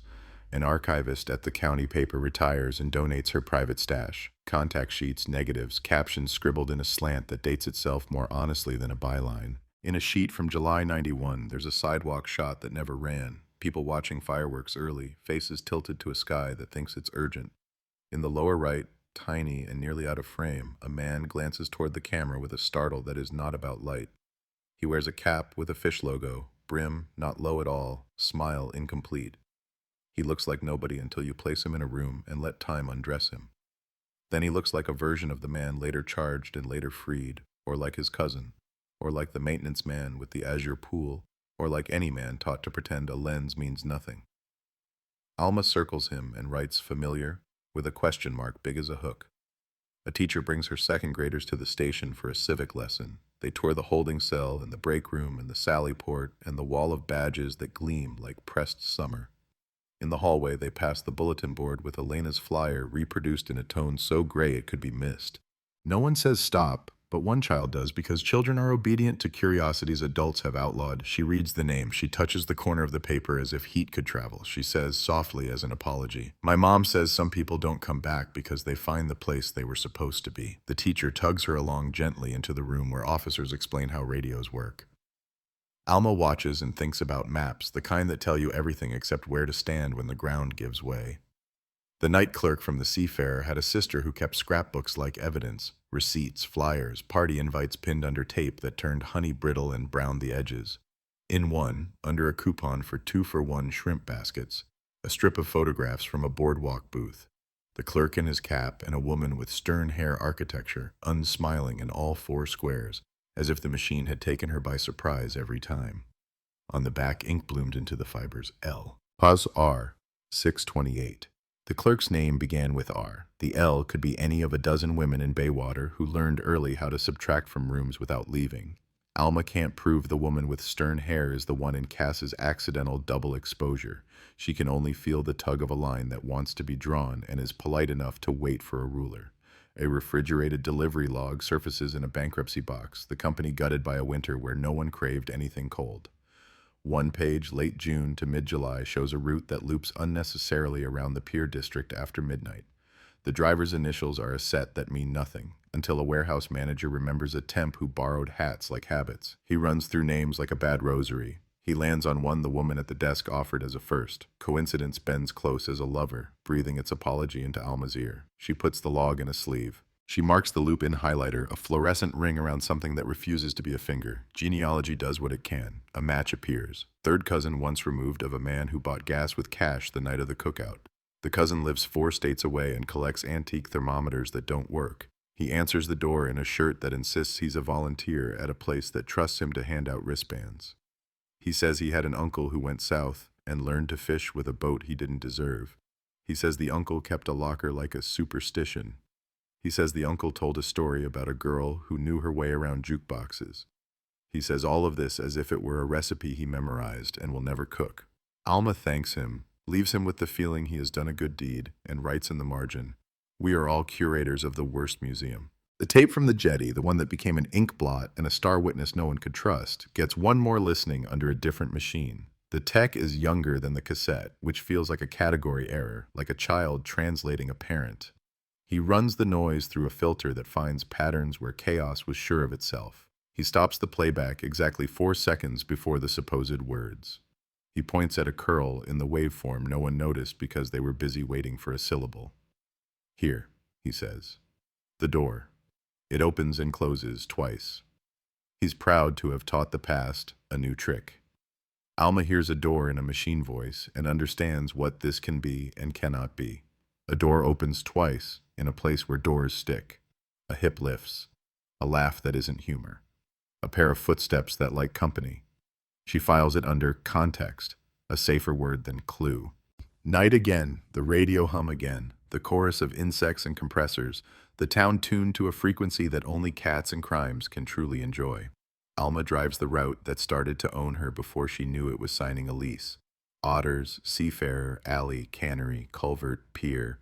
She thinks about all the ways people leave, by choice, by force, by accident, by rumor. She thinks about the lockers we build out of habits, the ID cards that fog when called to the stand, the shark fobs that drown, and still, when squeezed, remember enough of a squeak to make your teeth ache. She parks by the mangroves and walks until the ground begins to argue. The tide pries at the town with careful fingers. The flats shine like a lie you wish you could keep. Across the water, a shrimp boat draws its neon rosary through the dark and prays to something that doesn't listen but approves of ritual. Alma says the name once, out loud, to a night that is courteous enough not to echo. She does not ask for answers, she asks for shape. The wind arranges what it can, leaves out what it must, hands her a silhouette that could be Elena's last hour or the body of the town seen from above. Streets like ribs, river like a spine, alley like a throat. And here is the dare, the one the story keeps making even as it promises not to. Imagine the moment that changes the weather and then refuse to stop there. Imagine the hip lift door, the hat or no hat, the laugh that won't reflect, the hand on a shoulder just at the edge of a frame. Then imagine the morning after, and the morning after that, and a calendar that keeps tearing cleanly along the top, and a mother who learns to hold her breath through the nightly news, and a binder that becomes a second body for the woman who carries it. Imagine a town that learns the vocabulary of absence and still insists on greeting the sun as if it hasn't already missed something crucial. The hum continues, the station never quite comes in. A voice says 3 words that can be anything if you need them to be. The door opens and closes twice. The sea gives back a shoe. Somewhere a ledger is folded into a boat and set adrift in a bowl with shells. Somewhere a token with a hole waits in a pocket to be explained. Somewhere a photograph insists on overlapping with a place until they both become easier to endure. The headline promises solved, because it must. The town answers with a breath it learned from the mangroves. Patient, salt-sweet, and unwilling to call anything finished while there is still light enough to follow a footprint 1 more yard into the click and hush of the flats. There's a kind of midnight that makes even neon doubt itself, when the red washes pale and the rooms behind it confess their square shapes, and Baywater slips into the posture of a town practicing a lie. The freezer truck's cough calls and answers with the soda machine's rattle. The tide rehearses its exit. Somewhere, the radio host with the world's loneliest job says a name we recognize and we pretend we don't. Alma leaves her porch light burning because turning it off would feel like choosing a side, and she isn't ready to admit which one she's on. She opens the binder to a tab labeled Borrowed Time, in a handwriting that has learned to be both precise and tired. The pages inside were never intended to sit together. They are strangers forced to share a bench at a bus stop that, at 3 a.m., only dreams of buses. A reporter younger than the case arrives with eyes that have not yet learned how to lose politely. She wears shoes too new for sand and a lanyard that clinks like ambition. She asks for Alma and for 5 minutes, and for the phrase on background as if it were a magic charm. She has done her homework with the fervor of the recently converted, clipped archives, annotated podcasts, a timeline printed long enough to span a kitchen table. She says there's a rumor about a hidden roll of film. She says it with the triumphant hush of a child pointing to a treasure map. In the rumor, a roll slept behind a light switch at Otter's, wedged in drywall by a bartender who thought he was protecting something, and woke up years later with a house key that no longer fit. Renovations came. The wall learned new paint. The roll became an anecdote, which is to say, a harmless thing, until it isn't. The reporter wants permission to ask the current owner to carve. Alma shrugs the kind of shrug that is all consent and no endorsement. The owner agrees because publicity is a currency that spends well until it doesn't. They cut a square from the wall and pass it like a relic through hands that want to believe in pilgrims. Nothing falls out but dust the color of abandonment. The reporter apologizes to the hole and promises to make it famous anyway. Across town, the pier keeper, a man who knows boards by their voices, mentions a story he never bothered to tell because it seemed greedy to add more shadows to a town already overstocked. The week after the cookout, he says, he found a ring caught between slats, the cheap kind that turns fingers green, stamped with a heart pretending to be a diamond. He tossed it in the junk drawer where the pier keeps its ghosts. Bent nails, lost lures, a key that unlocks nothing human. He produces the ring now as if he'd been rehearsing the gesture for years, palm open, a small, stubborn circle asleep in lines. Alma turns it over with tweezers and sees the half-worn engraving inside. 2 initials, an ampersand that looks like a knot. The letters mean nothing and then too much. Elena's friends remember no jewelry. The boyfriend claims a hatred of hearts on principle. The piper would never keep something so obvious, which is exactly what makes it perfect for him. The ring goes into a bag, into a box, into the story like a punctuation mark that argues for a pause where none belongs. Cass visits the church room with the hopeful carpet and the "Leave it here" sign, and finds, beside the sneakers her mother donated to grief, a small wooden box one of the teenagers built during a retreat where adults mistaken earnestness for progress. The box is for notes you can't say out loud, to be burned in a bonfire that will identify itself as catharsis. But the bonfire never happened. Weather or funding or human frailty stole the match. The box is full. Cass lifts the lid and stares at slips folded like paper birds that didn't learn the route. A volunteer nods permission with the solemnity of someone deputizing her to do holy work. She pulls one note at random. The writing leans left, a hand resisting forward motion. It says, "I know where the tape was really found. Not the jetty, behind the ice machine. I took it because I take what I can when the night forgets to guard its pockets. I threw it back later because it stared." Cass brings the note to Alma and watches her face give nothing away.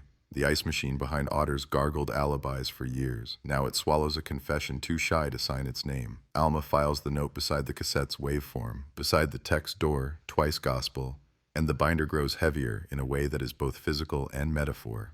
The arcade repairman with the token calls again, embarrassed to be in the narrative twice, like an extra who keeps walking through the shot in a different hat. He says he remembered something. The jukebox's stuck arm always snagged on the same selection, a song with a title about leaving and a chorus that, if you sang it low, sounded like, "Let me go." He laughs at the coincidence the way a person laughs at an omen in daylight, plucking the teeth out with practiced skepticism. Alma writes the title on a post-it and sticks it to the rim of her lamp. At night, the light turns the paper into a coin of yellow that watches her read. There is a woman who cleans the Seafarer now, and has cleaned it since the Fruit Ghost turned into a memory people sell to tourists as vintage. She remembers Room 12's door before the hip lift trick, remembers because she was the one who learned to teach newcomers the move. She says that Hinge's complaint changed the week Elena vanished. Before, it was a mule. After, it was a grunt, a sound that meant someone had taught it a new grammar. She remembers stains in strange places, too close to the hinge, too far from the bed, remembers a towel folded wrong, not by a guest, but by a hand that doesn't live in rooms. She says she told the clerk, and the clerk said, "Don't ask me to remember what won't help pay a bill." She says she wrote it down on a paper towel because the logbook gave her hives. The towel fell behind a washer and lived there while years learned tricks. A plumber pulls the machine for a leak and finds the towel fossilized with detergent and stubbornness. The words are faint but legible in spots. Door, hip, laugh, no, yes. The towel joins the binder as if it had been waiting for its cellmate. A storm with a name comes high and hot and misses, the way certain apologies do. The surge still licks the cannery lot like an old habit. When it drains away, it leaves a seizure of footprints in mud that has never felt so articulate. Some belong to surveyors and their exclamation point flags. Some belong to teenagers practicing trespass the way their parents practiced denial. One set draws Alma's eye. Small, splayed, a dancer's compromise with cheap shoes. They move from the lot to the culvert lip, then stop, then appear again at an angle that suggests a leap worth boasting about. But between the stop and the start there is no smear, no slip, no sign of a foot changing its mind mid-air. As if someone took two pictures and pressed them together. As if the ground forgot it had obligations. She photographs the absence and adds it to a folder labeled Physics. A joke she permits herself because the alternative is reverence, and reverence has done the town no favors. Genealogy delivers a cousin who doesn't know he's a cousin because family trees are maps printed with sunsets instead of street names. His father kept a sideline in lockers, not military but school, auctioned when districts realize storage is a religion with too many gods. He says he remembers the odor of metal in adolescence, remembers how certain latches carried a chip of paint under the lip that could slice your thumb if you were careless or ambitious. He remembers with the precision of people who had little else to own, a locker he and his father installed at a condo project near the cannery. The superintendent wanted extras for tenants with hobbies, fishing rods, tools, secrets. His father marked the job in a notebook with a code that now looks like cuneiform. The cousin brings the notebook in a bag with a zipper that argues, inside a page with Baywater zip and a star in the margin. The date is wrong by a year, or the memory is, or the super, or the calendar, or the world. Alma writes, "We confuse sequence with sense because both start with S." The young reporter returns, contrite and more dangerous for it. She has found the auction ledger for storage units from a summer that felt like a fever. One buyer's name repeats with the tidy rhythm of compulsion. In his photo on a local forum, because buyers, like fishermen, love to brag, his hat brim is middle, his smile incomplete, his eyes startled in a way that is not about light. He is the man from the corner of the fireworks shot, aged forward into the version we suspect because it fits. The reporter says she can get an interview. Alma says she can listen. The man speaks softly, the voice you use in museums. He collects lockers and what they keep because he likes the moment just before a lock yields, likes the polite pop that means a boundary understood your persistence. He says he never opened the one at the condo because the superintendent asked him not to break the illusion of privacy that keeps rent paid on time. He says he is lying, then smiles as if honesty were a hat he tried on and put back. He produces from a drawer a plastic shark fob, not Elena's, not the one we know, but its sibling, same mold, different color, a littermate separated at a cash register. He squeaks it. It squeaks for real. Alma feels the ache in her teeth again and knows this is either coincidence flexing its muscles or a confession too scared of its own face to look up. The ice machine behind Otters, newly implicated by a note written by a hand allergic to finishing sentences, becomes a pilgrimage site for a week. People lean against it to see if it's sorry. It drops a bag slow as thought. A boy presses his ear and declares he can hear a song with a chorus about leaving. The bartender laughs and turns the volume down on the real music, and the machine's hum grows louder, claiming space like ivy. Alma runs her fingers along the seam where a cassette could have slid.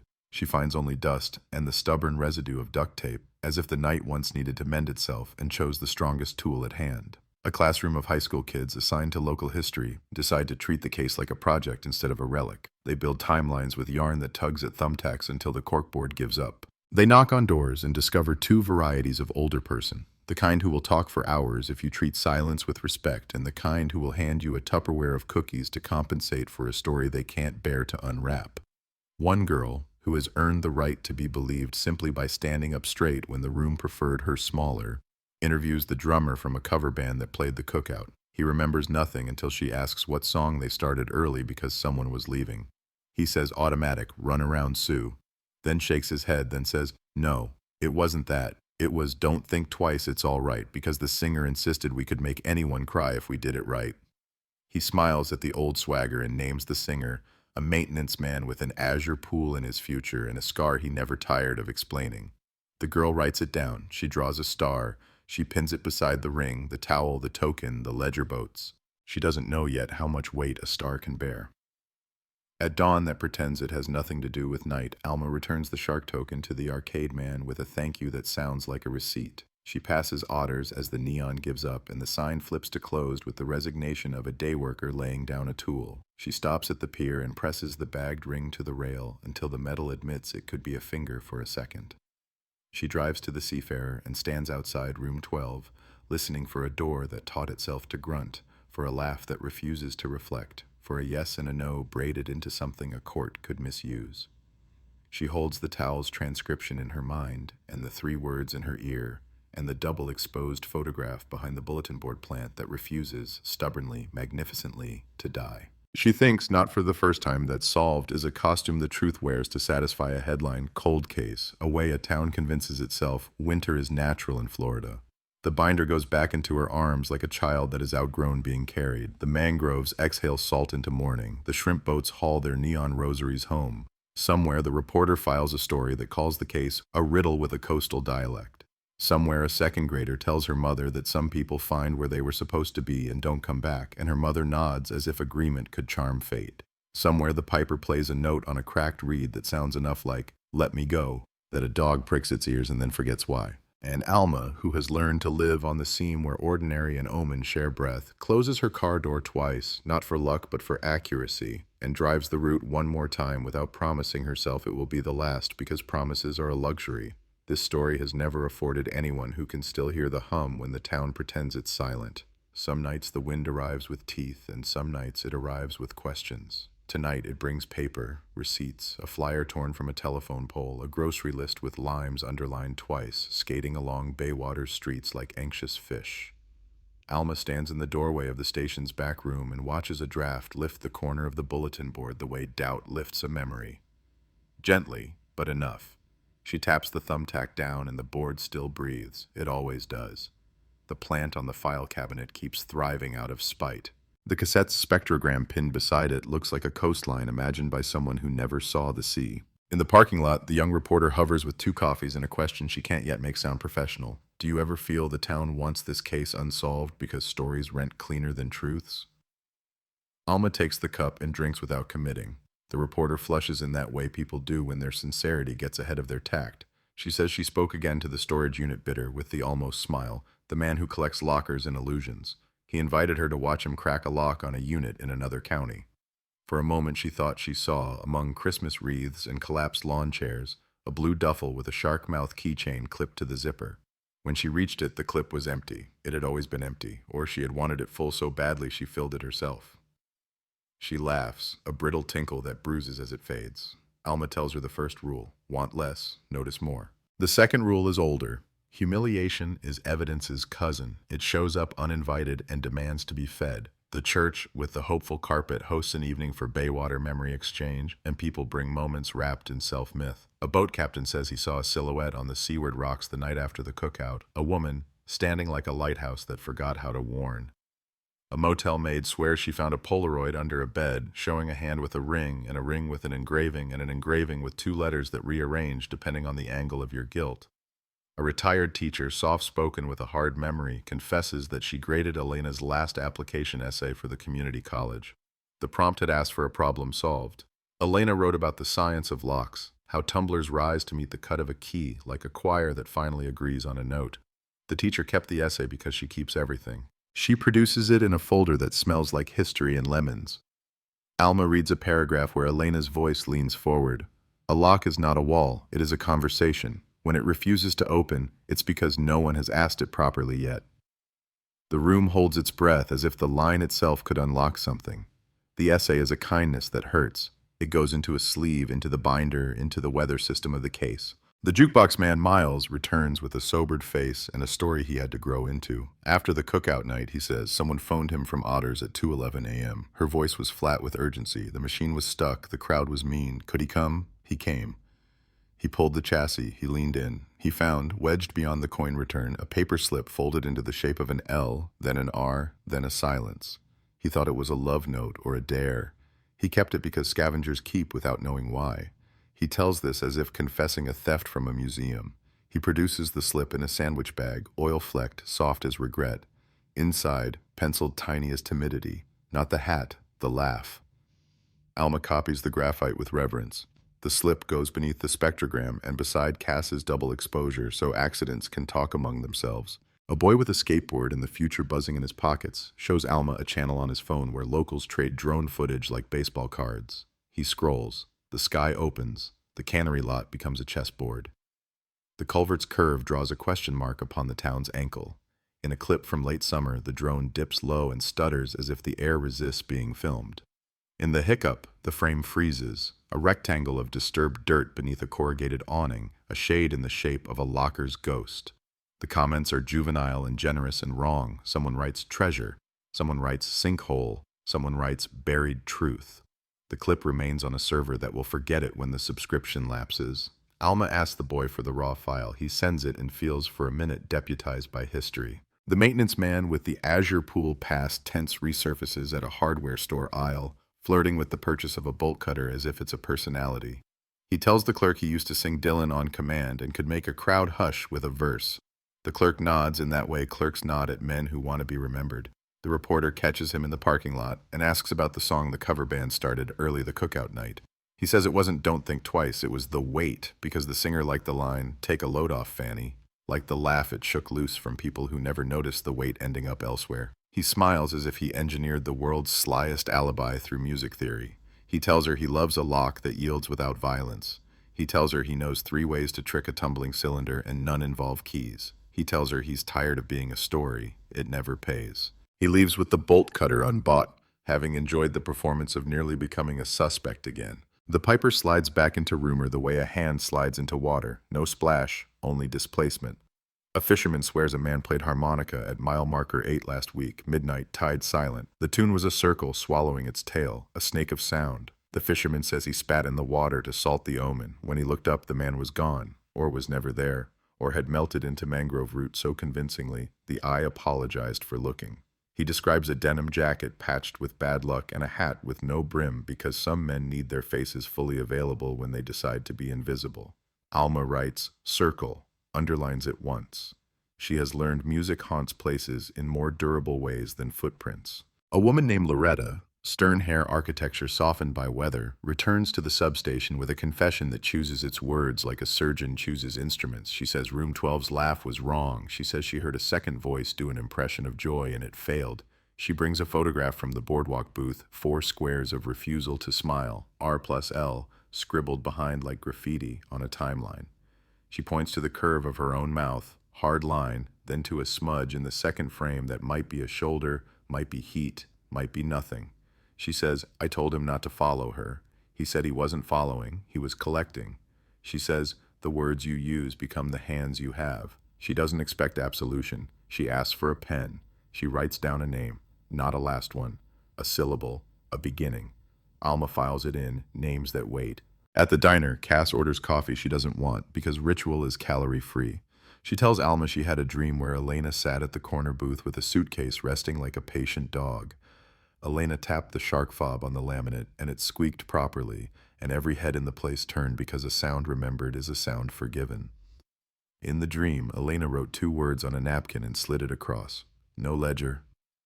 Cass woke with the taste of paper. She found the napkin on her nightstand blank and damp. She knows dreams aren't evidence.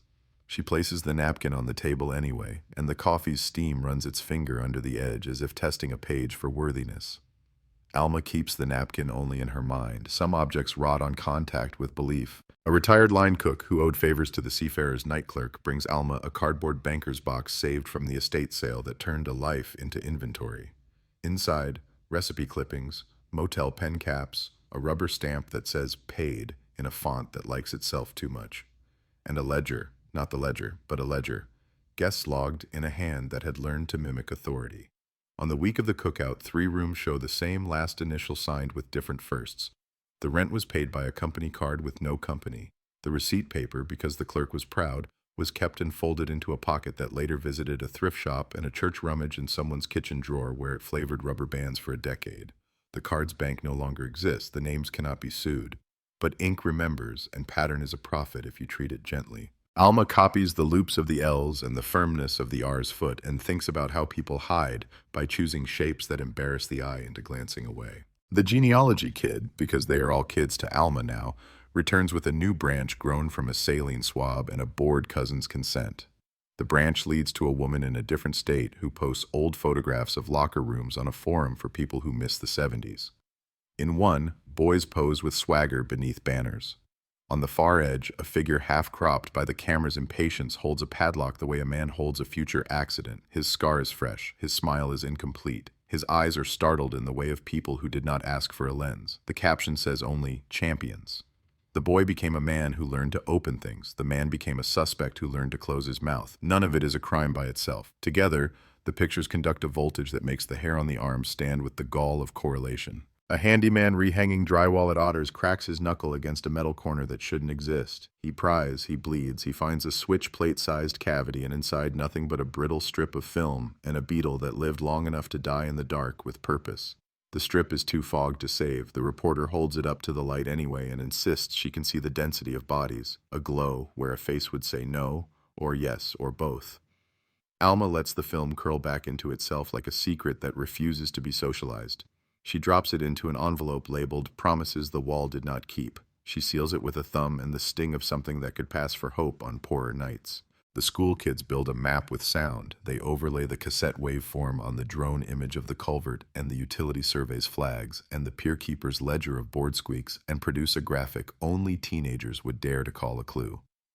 They present it at a town meeting where the microphones pop like popcorn and the mayor's gratitude arrives prepackaged. Their map suggests a corridor of acoustics from Otter's Alley to the Seafarer's Room 12 to the culvert's lip, a path where noise could travel without becoming someone else's rumor. In that corridor, the phrase, whatever it was, could have echoed, doubled, become a chorus that sounded like consent to anyone who needed consent to be a chorus. The room falls quiet in a way it hasn't learned to be for decades.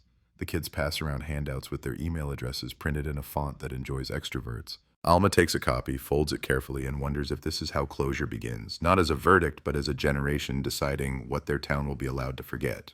Evening drops. The freezer truck coughs out of habit. The soda machine shivers as if someone just asked for exactly what it cannot give. The mangroves hold their vowel, long and low, and the sea performs the trick it never tires of, making the edge look like a decision. Alma drives to the pier and stands where bolts count themselves. She presses the bagged ring to the rail again and thinks about initials worn smooth by skin, about engravings softened by friction until letters become shapes and shapes become excuses. She can feel the weight of the essay in her bag, the line about locks that want to be asked properly. She can feel the slip from the jukebox, the L, the R, the warning about the laugh. She can feel the town's throat making room for another headline if someone insists, a fresh Sok Kong Dong printed in large letters that won't say anything new and will still be true. In the truck, she closes the door twice, not superstition, accuracy, and the sound settles her like punctuation. She looks at the plant she's pinched from the station for the weekend as if she has adopted something small and inconvenient and determined. She imagines Elena at the diner writing escape on a list in a better hand than the paper deserved. She imagines the hip lift of Room 12's door, the laughter that failed its audition, the cassette humming a room's nervous system, the shark mouth squeaking when squeezed by a hand that wanted to signal life. She does not imagine the culprit. She refuses the audition. She imagines instead a locker no one has found yet and an apology learning to spell itself in rust. Midnight again, the hour that can't decide on a posture, and Baywater slips into its practiced lie. The radio host says a name we recognize and we let it pass through us like weather. Someone on the flats whispers a prayer to a god who knows tides. Someone at the Seafarer cleans a room with the tenderness of a rehearsal. Someone at Otters counts the till and counts the ghosts and finds the numbers agree only if you ignore the decimals. Alma turns the key, and the engine's purr is the most honest sentence she'll hear all night. She aims the headlights toward the route that has taught her as much about faith as any church and as much about science as any lab. The hum returns, that off-station lullaby, and the binder on the seat beside her shifts its weight like a sleeping child who trusts her to drive and would forgive her if she didn't, which is precisely why she will. The sun climbs in late like a witness who doesn't want to be sworn, a thin gold that edits the edges of Baywater until everything looks possible and therefore suspect. The morning news recites names that don't belong to this town but visit it anyway. And somewhere between weather and sports, the anchor drops a phrase so casually it feels like betrayal. 29 years ago today. Alma lets the sentence pass through her like a polite ghost. Anniversaries are relics for people who prefer time to be ceremonial. In investigations, time is a hallway with lights that flicker as you run. She flips the binder to a tab labeled ANIV. In the shorthand she's taught herself, a column of dates, a garden of wilted press releases, a list of vigils where everyone prayed in public and doubted in private. She scribbles today's date because habit is a blade you keep sharp even when you've forgotten what you were cutting. Baywater observes its memorial with bakery specials and discount shrimp baskets and a pop-up table on the pier where a civic group invites people to write what they remember on cards shaped like scallop shells. A teenager holding a marker as if it might bite prints, block letters. Saw red, heard laugh. His mother corrects him softly. That was before you were born, baby. And he shrugs like a prophet who knows history is a hand-me-down. A gray-haired couple argues over whether the neon harpoon flickered twice or 3 times because someone's story insisted it mattered. A tourist wants to help and buys a bracelet stamped with a date that makes her feel holy for an hour. Cass watches all of it from a bench with a view of the flats and a grip on her coffee that suggests cups can be anchors. She writes a shell card with the word keys and hands it over like a tithe. In a town office where air conditioning plays tyrant, a clerk thick with tenure opens a metal file and retrieves something she meant to send years ago but put off because paper can be intimidating when it smells like consequence. It's a map, photocopied until the lines fuzzed, of storm drains laid after a hurricane that taught the county modern fear. Someone has drawn a path in blue pencil from the alley behind Otters to the culvert to a maintenance hatch near the seafarer to an outflow that kisses the pilings beneath the pier. The map is signed in the bottom corner with initials that some know, most don't, and a date a week after Elena vanished. Alma holds it like it might crumble, then slides it into a sleeve with the tenderness of a nurse tucking in a patient she has no medicine for. The blue line is not an arrow, it's a suggestion. She adds a note. Pathway for sound, water, and will. The church with this hopeful carpet hosts its own ritual, tea brewed to taste like comfort and a table of photographs that don't know how to mourn. Elena's face smiles from a frame that learned years ago to endure being looked at by strangers wanting to feel sad responsibly. Loretta sits near the back, stern hair architecture loosened a bit by humidity and time, and watches the door the way you watch a stage when you're not sure which actor will betray the scene.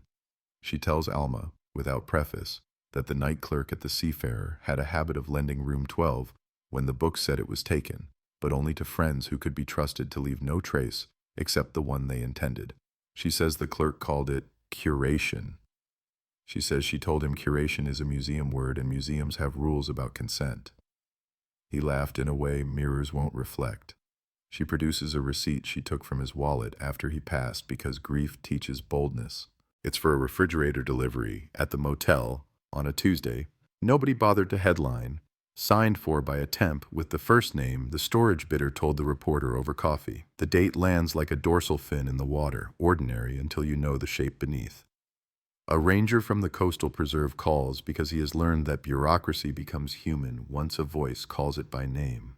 He's found an old John boat strapped with bungee to mangrove roots at a low tide line, hull stenciled Baywater wreck, number flaked to a suggestion. Inside, a spool of nylon, a milk crate of bottle caps that wants to be art, and a metal rod capped with a magnet the size of a fist. Magnet fishing, the amateur sport of second chances. The ranger says kids have been dragging this canal for months, scooping nails and myth. He says one evening they pulled up a padlock stamped with an owl, brand discontinued in '90, slicked with algae, throat packed with sand. He kept it because he collects small stubbornnesses. He's willing to swap it for a story he can tell at barbecues without spooking anyone's appetite. Alma brings him the story of the locker you can't open without admitting what you've kept inside. He gives her the owl with the gravity of an officiant. She turns it in her palm. She hears metal admit its history in a language older than law. At Otters, a drywall crew plays archaeologist by accident and uncovers a stub of conduit capped by tape the color of a bad decision. Inside, a tangle of cassette ribbon, black as a vow. The reporter brings it to Alma in a Tupperware because grief and chicken salad often share shelves. The tech with machines newer than the crime aligns the ribbon with patient fingers and finds. Not the song, not the door, but a hiss that carries a rhythm like someone counting quietly, 1, 2, 3, and then stopping as if ashamed to be heard. The hiss could be anything. It joins anything, like a brother at a family reunion nobody can afford. Alma watches the tech's face and marks on her private scale where hope stops being useful and starts being sport. The genealogy kid returns with an apology and a gift. a lead not to a cousin, but to a brand. The shark fob that squeaked itself into the case came in 2 colors the summer before '91, shipped to beachside gas stations in cardboard with cartoon waves. One invoice lists deliveries to 3 stops within 10 miles, a bait shop that burned, a kiosk that changed names, and a place called Gull and Gulp that died ignominiously into a vape parlor. The bait shop's ledger survived the fire because the owner's wife stored paperwork in a cooler. They wheeled out into the parking lot when the roof began to tell secrets. The ledger doesn't mention shark fobs. It mentions a salesman who insisted on installing display hooks himself and never handed over a business card because my product is my card. Alma learns to love the specificity of useless truth. She writes salesman in the names that wait tab and draws a fin where a last name should be. A retired paramedic drops by the station with a memory wrapped in boredom. He says on the night of the cookout they were dispatched to the Seafarer for a call coded syncope, a faint where pride stands in for diagnosis. He remembers the door that needed a hip and the smell of fruit that had met its end politely. He remembers the patient, male, late 30s, pallor theatrical, pulse fine. He remembers the companion, woman, early 40s, hair in stern architecture, mouth invested in control. He remembers the laugh that arrived as a demonstration rather than a symptom. He signed the refusal form when they declined hospital. He kept the carbon out of habit. He slides it across the desk now like a coin. The name is a first only. The signature is a loop too proud to be legible. Alma copies the loop and hangs it beside the owl padlock, the jukebox slip, the towel's faint syllables. Together they hum, not a chord yet, but a pressure. The cover band drummer, fetched by the students like a relic on loan, brings a set list scribbled in grease pencil on the back of a flyer for the cookout. It confirms the wait landed early, and that the band took a break at 11:38 p.m. because a generator stalled and the singer wanted to smoke a cigarette with the man who kept the cooler of beer behind the stage. The cooler man's initials match the refrigerator delivery slip at the Seafarer. The drummer says the singer learned that night a trick for opening a lock with a Bic pen cap demonstrated on a flight case. He says it with the pride of people who can still be amazed by small wickedness. Alma imagines the cap sliding into a keyway, the tumblers rising as if flattered, the click that sounds to certain ears like consent. A letter arrives, addressed in a child's hand, postmarked from a town where Baywater is a rumor told by trucks at rest stops. Inside, printed with concentration, "Dear police, my dad told me a story about a girl who disappeared and then he cried in the garage.